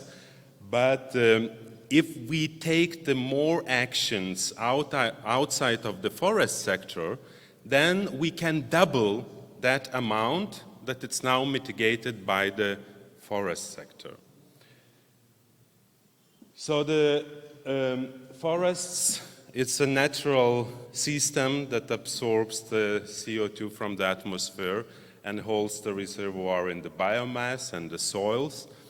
And what I want to emphasize, it's very much important what we do after we harvest the forest, how we use the biomass. And as the previous study I showed, in the way we manage or use the biomass, we can double the climate mitigation effect until 2030. So the outside of the forestry, we have wood, which is the main product of the forest, which is full of carbon. And if we are using in the way of cascading wood, if we are substituting the fossil fuel materials, like, for example, concrete or metal, we are increasing the effect of mitigation and bioeconomy support. So that's where I work in the forest-based sector, but mainly outside of the forestry, looking all the chain to what we can do with the biomass produced in the forest. So carbon in the wood, it's a very basic. 50% of the wood, it's pure carbon, and 1 cubic meter of wood is equal to the 1 ton of CO2. And it's estimated that in Europe, it's not estimated, it's actually statistics, that it's 340 million cubic meters we are harvesting annually, which is equal, if we take all this wood of 340 million cubic meters and turn into the long life wood products, it would have a potential of 7.5% mitigating the emissions of the EU. But it's absolute potential. Actually, what is happening now, it's only 1%, what we are putting into the wood as a carbon storage instead of releasing these emissions to the atmosphere. Recently, we did a study at the European Forest Institute, but actually the study is about Lithuania, so it will be interesting for you to hear how the wood use, alternative wood use in Lithuania can help to mitigate the climate change and support the bioeconomy. So for this study, we had the objective not only to estimate the carbon storage in the wood, but also we looked at economical and social indicators of the wood use. And we developed different scenarios. The baseline scenario, which we do nothing, business as usual. We increased the fellings by 20%. Of course, it's a very sensitive topic in Lithuania because increasing the harvest rates, it's very politically and socially sensitive, but there is potential, estimated potential to increase the harvest rates in Lithuania. And then we took the one more scenario. Okay, we increased by 20%, but we used that 20% just for the long life wood products. What does it mean, long life wood products? It means the panel boards, cross-laminated timber, sawn wood. We don't use that wood for paper, and we don't use that wood, for example, for our pellets, which is life cycle of 3-4 years. And that has a great impact on the carbon budget in the future. And then we developed one more scenario to reduce the export of Lithuania of the round wood by 50%. So it means more wood stays in the country, and we can account for the carbon balance in that portion of wood, let's say. So because due to the international accounting guidelines, if we export wood, that means it's not coming into the national budget. That's a little bit of accounting issue. That's why we chosen this fourth scenario. And the result shows for the bioeconomy and for the climate change, that's more for the bioeconomy, how much value would we create? And I will not get into the numbers, but as you see, in each scenario, we are dramatically increasing the gross value added. That's obvious. We're increasing the wood flow in the country, and it creates the gross value added. And especially when we put more wood into the long life wood products, which are producing more gross value added. Then the other result is employment. It's definitely also increasing. We need more people. We need more green jobs that's supporting the bioeconomy, and if we increasing the biomass use in the country for the long life wood products. And carbon storage in wood products, it's also obviously increasing. When you increase the use of wood and uptake from forest, you would definitely increase the carbon storage overall in the wood products, and differently in all scenarios. But the one slide I would like to emphasize that we also looked not only at, let's say, what is happening after forest harvest and when we put the wood in the carbon pool of wood products, but we also looked logically when we take the biomass out of the forest, it means the carbon stocks or the carbon pool in the forest is decreasing. Logically, in the soil of the forest, in the biomass of the forest, and is decreasing. So when you see the bars and the black color, is identifies that in the scenarios when we are removing more wood, the amount of the carbon stock in the forest is decreasing, but it's compensated by the amount of the carbon stocks we are increasing in wood products.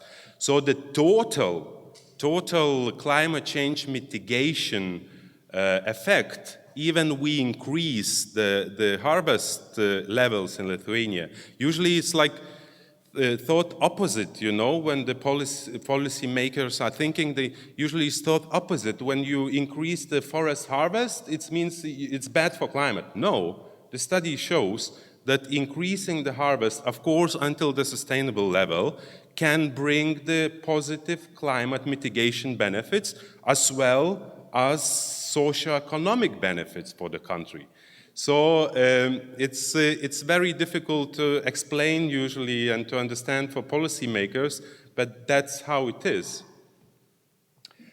So, and the next measure, that was a measure about the carbon storage in wood products. And the next measure I will talk that I'm working now, it's biochar. Have you ever heard about the biochar? What's the biochar? Biochar is when you just take the biomass and heat for several hours without an oxygen, you are getting the biochar, or in other words, easily saying the charcoal that we are using for barbecue, you know? It's fully the same.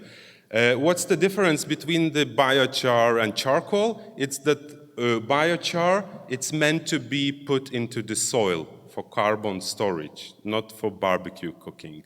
So that's the main difference. And the biochar can be made from the different biomass sources, in agriculture like straws, even manures, but in forestry we are using wood and especially harvest residues to produce the biochar. And here is some illustration of how biochar, different sources of feedstock can be used. There might be different equipments to produce the biochar. Biochar is a lot of produced in Africa, just on the barrels, you know, but for cooking. But there is different techniques. I don't want to go into the details. But the main point that when you put the biochar into the soil, it has a capacity to stay in the soils for hundreds or even thousands of years and capture and store the carbon. That's the main climate change mitigation benefit. There is also other benefits discussed in many studies. There is also discussing about a yield increase, that when you add the biochar, perhaps the soil scientists can talk more about that, but when you add the biochar into the soils, you also can increase the yield up to 25%, also decrease the leakage of nutrients, and there's many stuff, but I am not getting into the details, because in this study we looked at the biochar potential to mitigate climate change in Norway. So we estimated the global potential of biochar. If we take the biomass from the forest and agriculture, which is not used now, up to 5% of the total global emissions can be saved in the biochar under the soil. And now it's zero. To my knowledge, only few countries are producing mainly for the experimental purposes. There are some plants in Finland, Germany, and also Norway, but it's not applied to the large scale. Yes, and as I have already told, there might be added effects of biochar use. So we did a study in Norway. We looked at the biochar, and the main source we used for biochar modeling was the harvested forest residues, because Norway is a forested country and only 6% of harvest residues are used.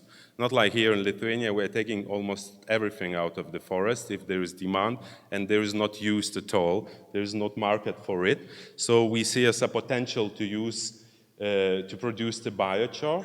And the objective of the study was to look at the potential of the biomass in the forest, which is not used, the harvest residues, and to put into the biochar, and following the latest IPCC revised guidelines, which are giving some kind of methodology to estimate to quantify those effects. And we build 2 scenarios. Here is only 2 scenarios. So far we build. It's business as usual. We do nothing. The harvest residue stays in the forest to decay and release to the atmosphere the CO2, or we take and produce the biochar, 70% of the technical potential in Norway of the harvest residues. And I'm also coming close to the end, showing the initial results of this study. The study shows that you can dramatically increase the pool of carbon into the soils. In 100 years that we modeled, you can increase by 40 million tons. That's a huge number for Norway, and that's might be a great climate change mitigation measure in Norway. However, again, when we take the biomass from the forest, we lose the carbon stocks in the soil.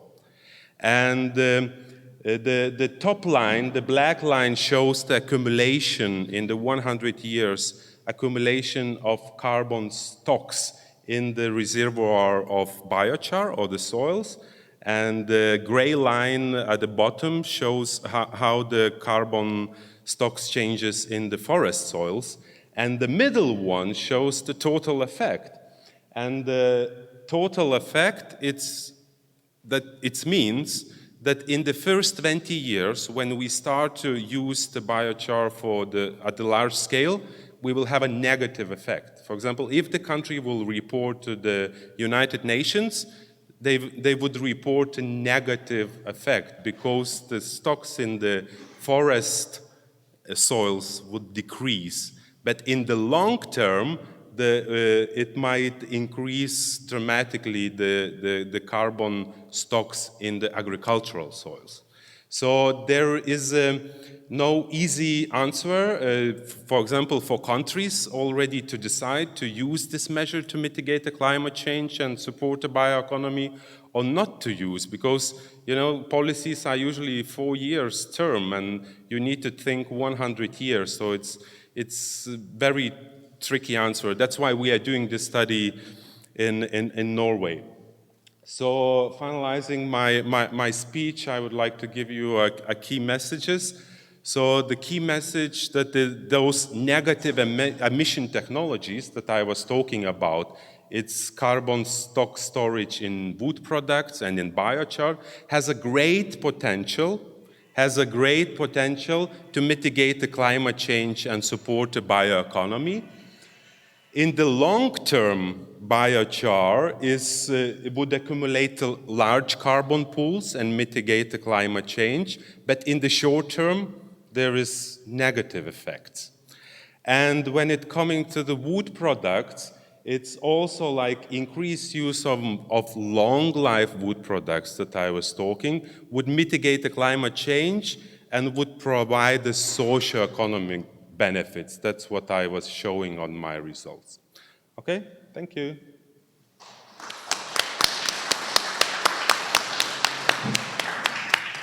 Thank you very much. Do we have some questions? Maybe one. I know what is very actual. Please.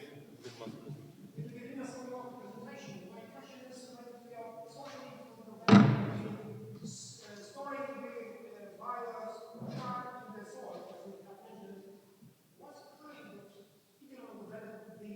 Then now we're digging out the coal and pouring out, and then after that we're going to turn the wood into the biochar and put it back in the soil. And this is any benefit for that? Can you summarize and repeat that? What kind of analysis shows you that it could be economically feasible project, as you can call putting the biochar in the soil, then we have other organics which are more cheap and much cheaper to enrich the soil. It could be something There is no economical benefits. Definitely, countries has to support that by subsidies, definitely. That's why now the use of biochar in the soils, it's zero, because there is no intentions. And when we're talking about other organic matters, putting into the soils to enrich fertility or whatever, it's a stability. For example, if you would put the peats, on the mineral soils, the stability of carbon in the peat and stability of carbon in the biochar is fully different. The carbon in the biochar can stay for hundreds of years, It's not released to the atmosphere. So that's the main reason why the biochar is seen as a negative emission technology, because it traps the carbon into the biochar, and when you put into the soil, it stays for hundreds of years. Of course, there's other materials to improve the organic matter of the soils, but it has no stability as the biochar. And economically now, biochar is not feasible. The countries, if they would look into the long perspective, they have to subsidize. That's why it's not happening now. So thank you. Was one moment,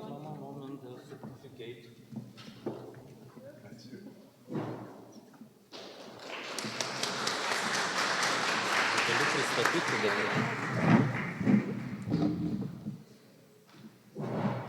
Now I would like to invite the last presenter of the plenary session, Associated Professor Davide Rizzo from Institut Polytechnique Unilassal in France. He is experienced in agronomy, and his research and teaching focuses on description on farmers' practices and at the regional level. And the name of presentation is Mastering Agrotechnology Again, Could the Training of Intermediate Players is the Deployment of Precision Agriculture. Please, the floor is yours.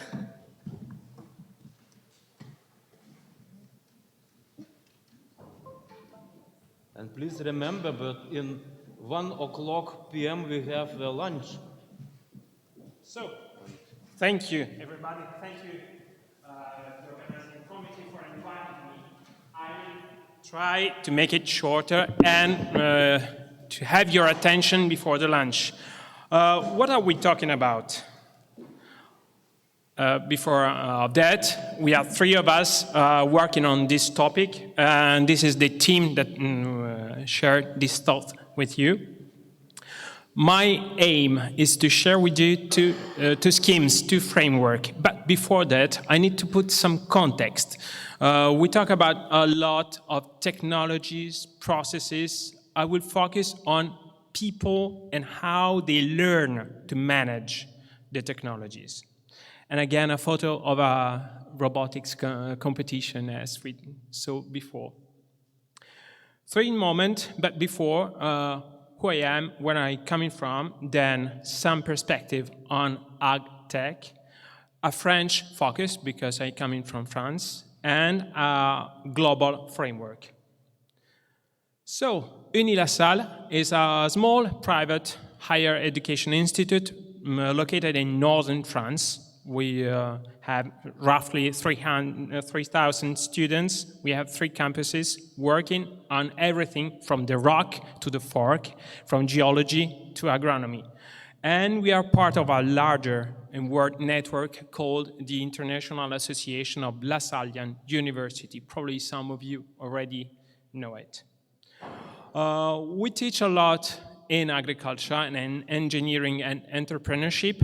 For instance, this is one of our educational offer totally in English. So if you have students that would like to come in France and learn about the Western way of producing, they are welcome.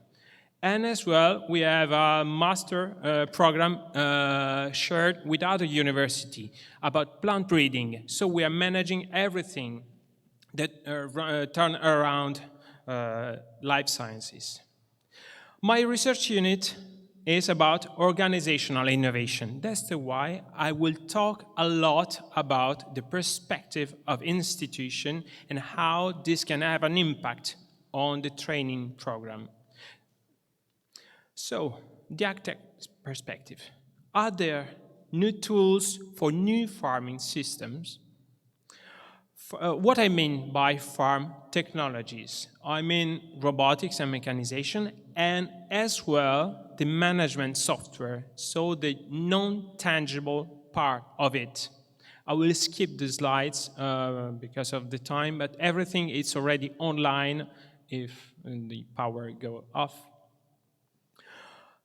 As mentioned, we have also automatization and robots that go with it. So automatic machines collecting and managing data, allowing for fine-tuning the decision-making process. That's why we need to master all these technologies, and especially farmers need to master it. Robots, are they important?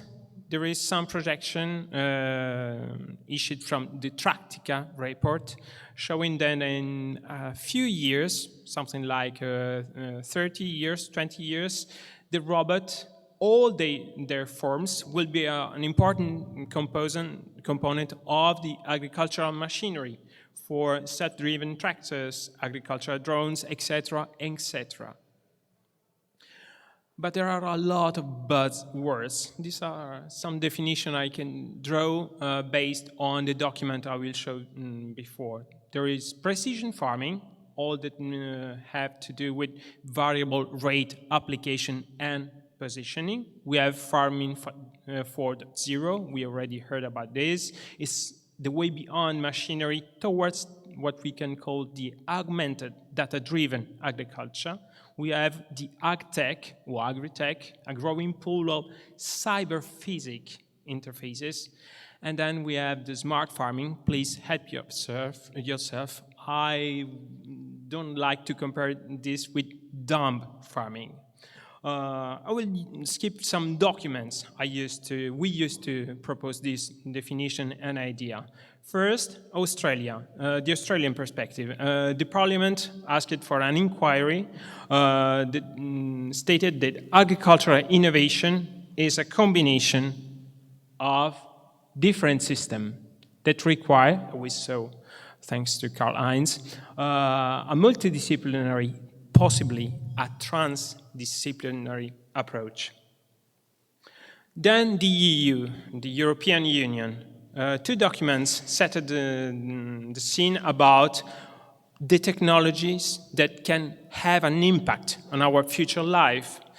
The only farming-related innovation that Europe listed among the 20 was precision agriculture.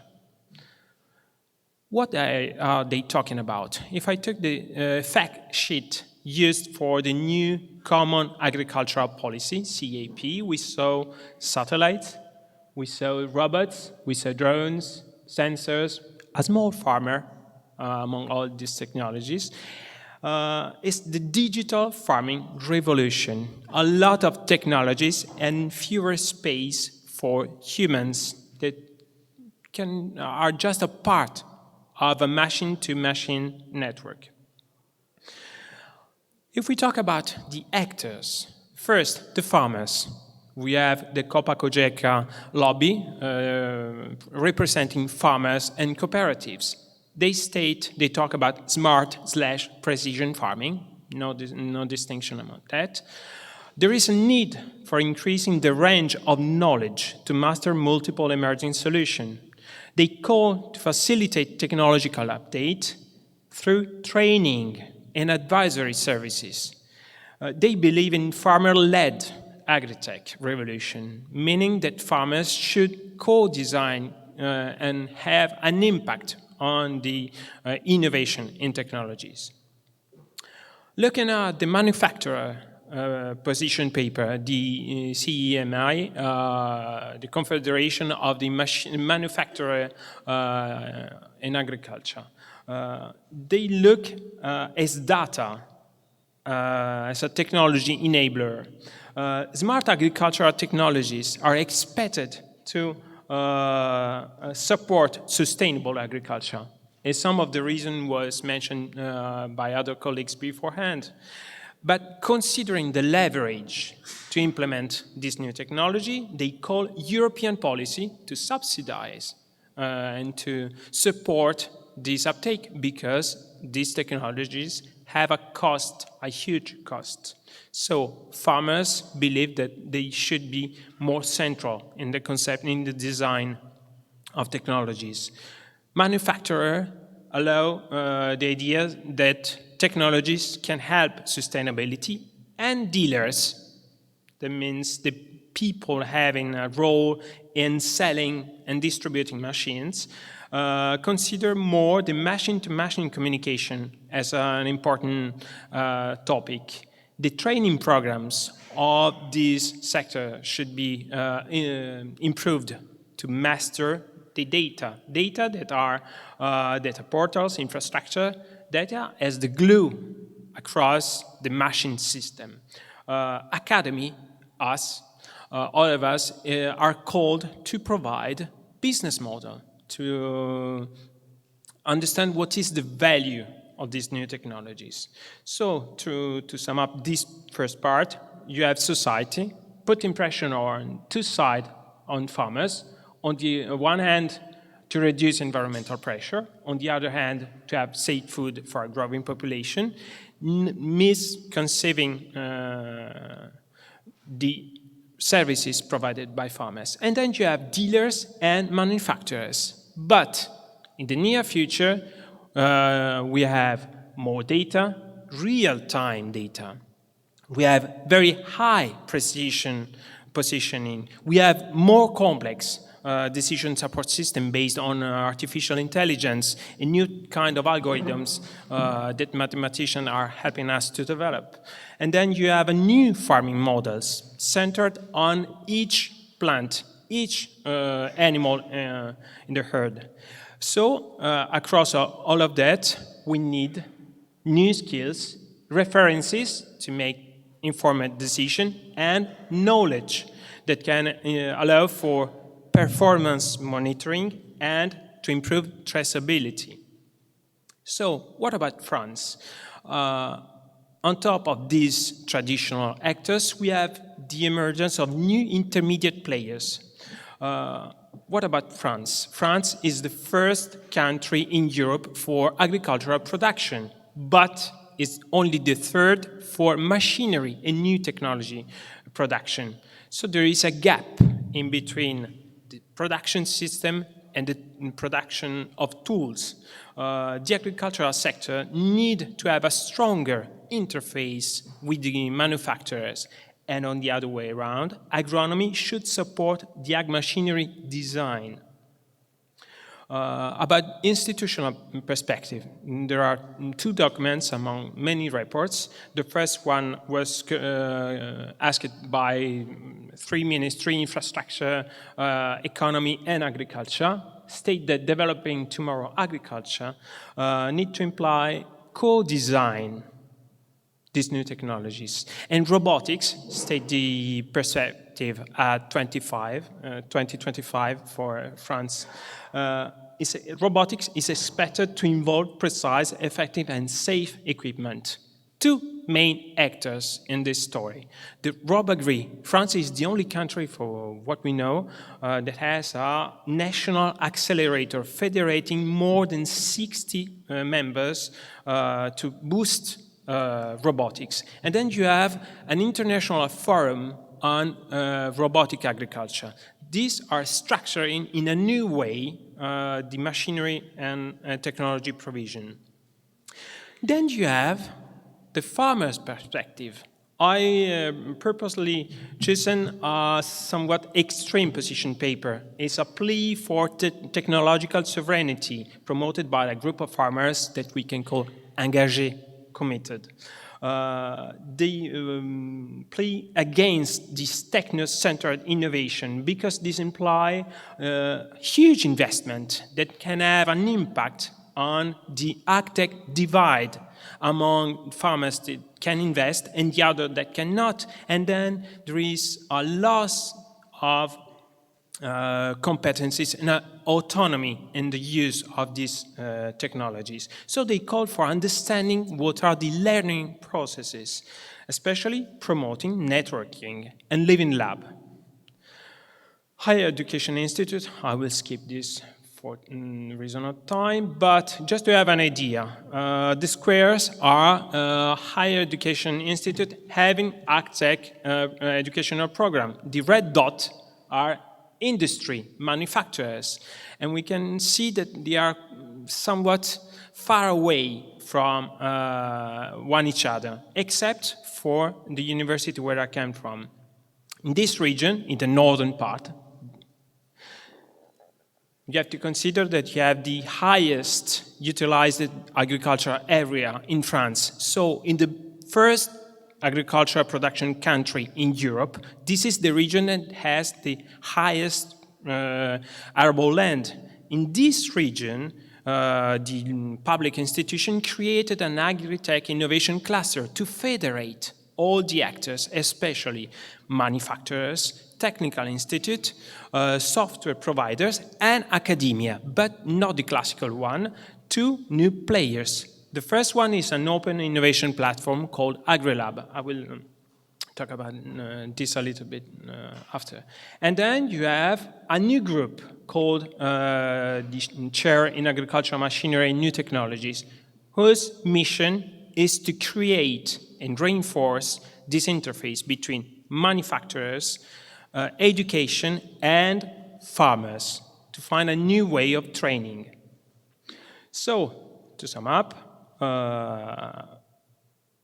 the current Commissioner for Competition told us that computers and algorithms are taking our life and we need to build trust.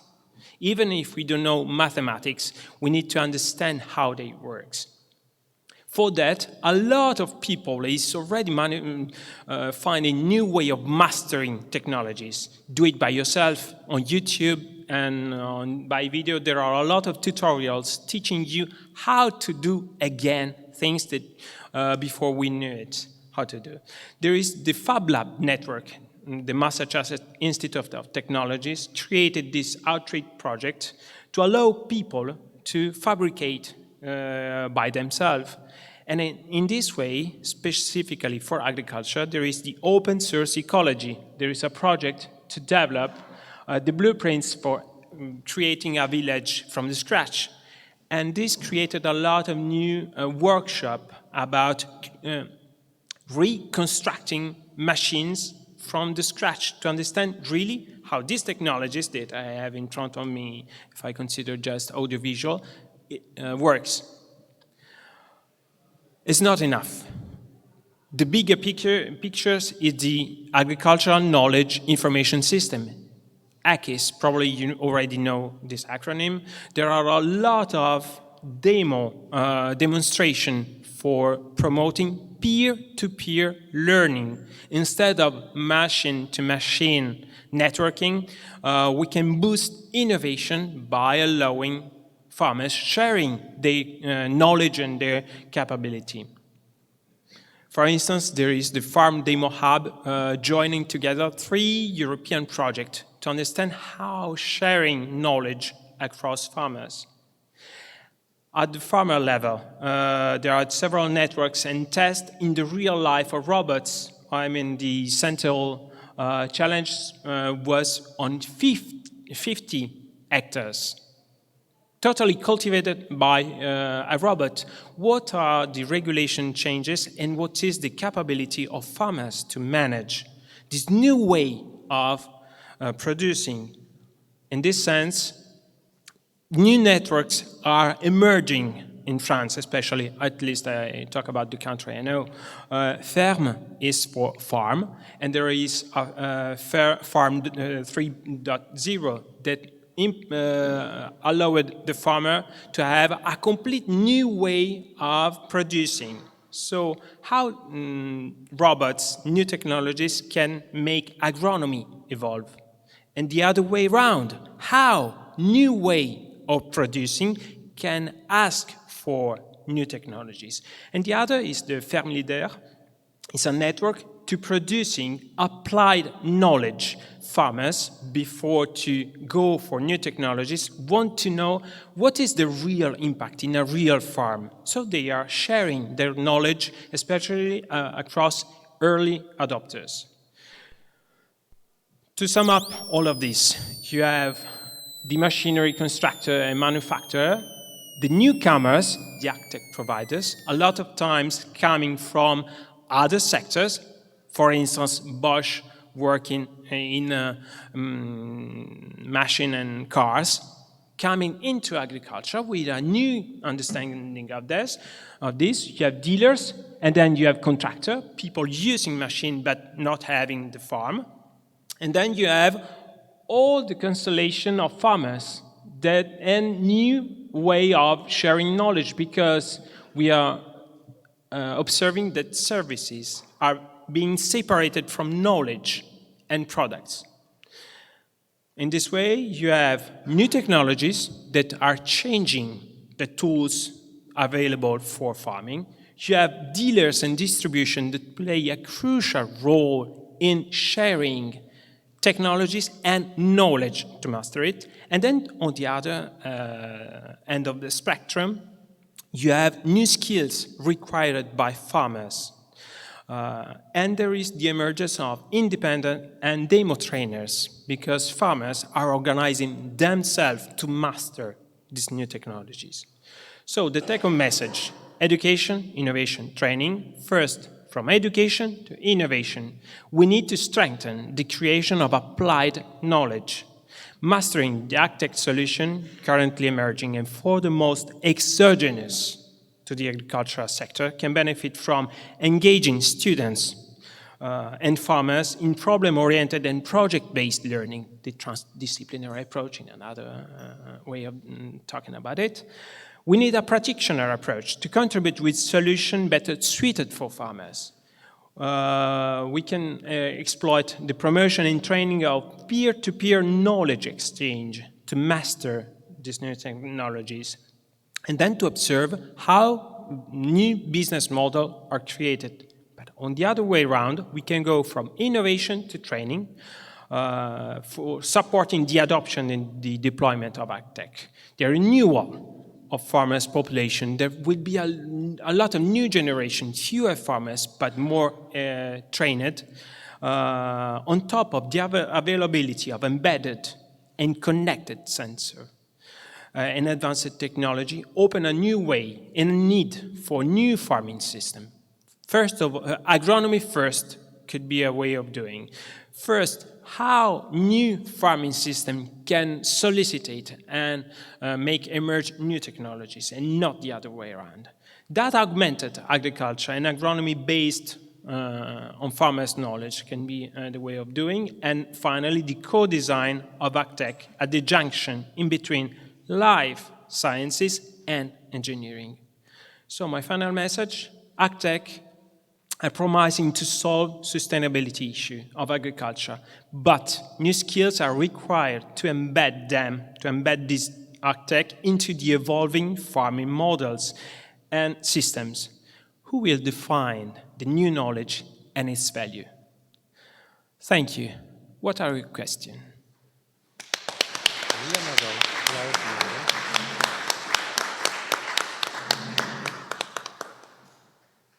Everything is available and accessible.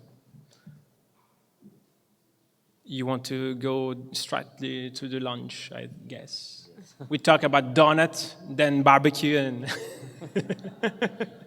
After lunch, maybe. yeah, during the lunch, Maybe we'll during have lunch. probably a short one.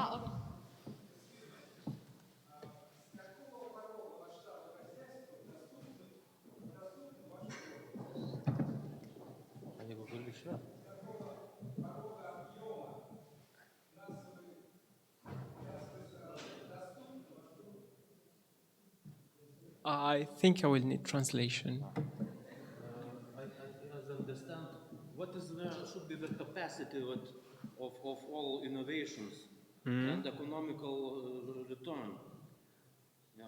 This is a good question. Yeah. You have new values that are being created, values by data, because having real-time data, you can have a lot of feedback about environmental performances. Who is taking advantage of that?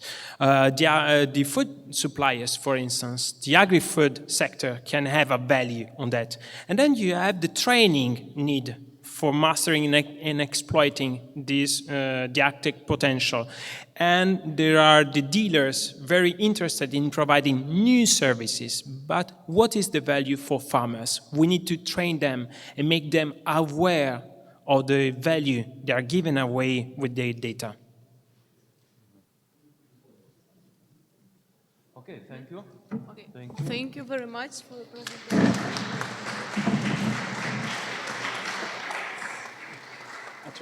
Thank you. Okay. Now, a little bit of information. First of all, thank you very much for the fruitful plenary session, interesting presentations, discussion. Now it's time to have lunch. It will be at the fifth floor of lobby of this central building.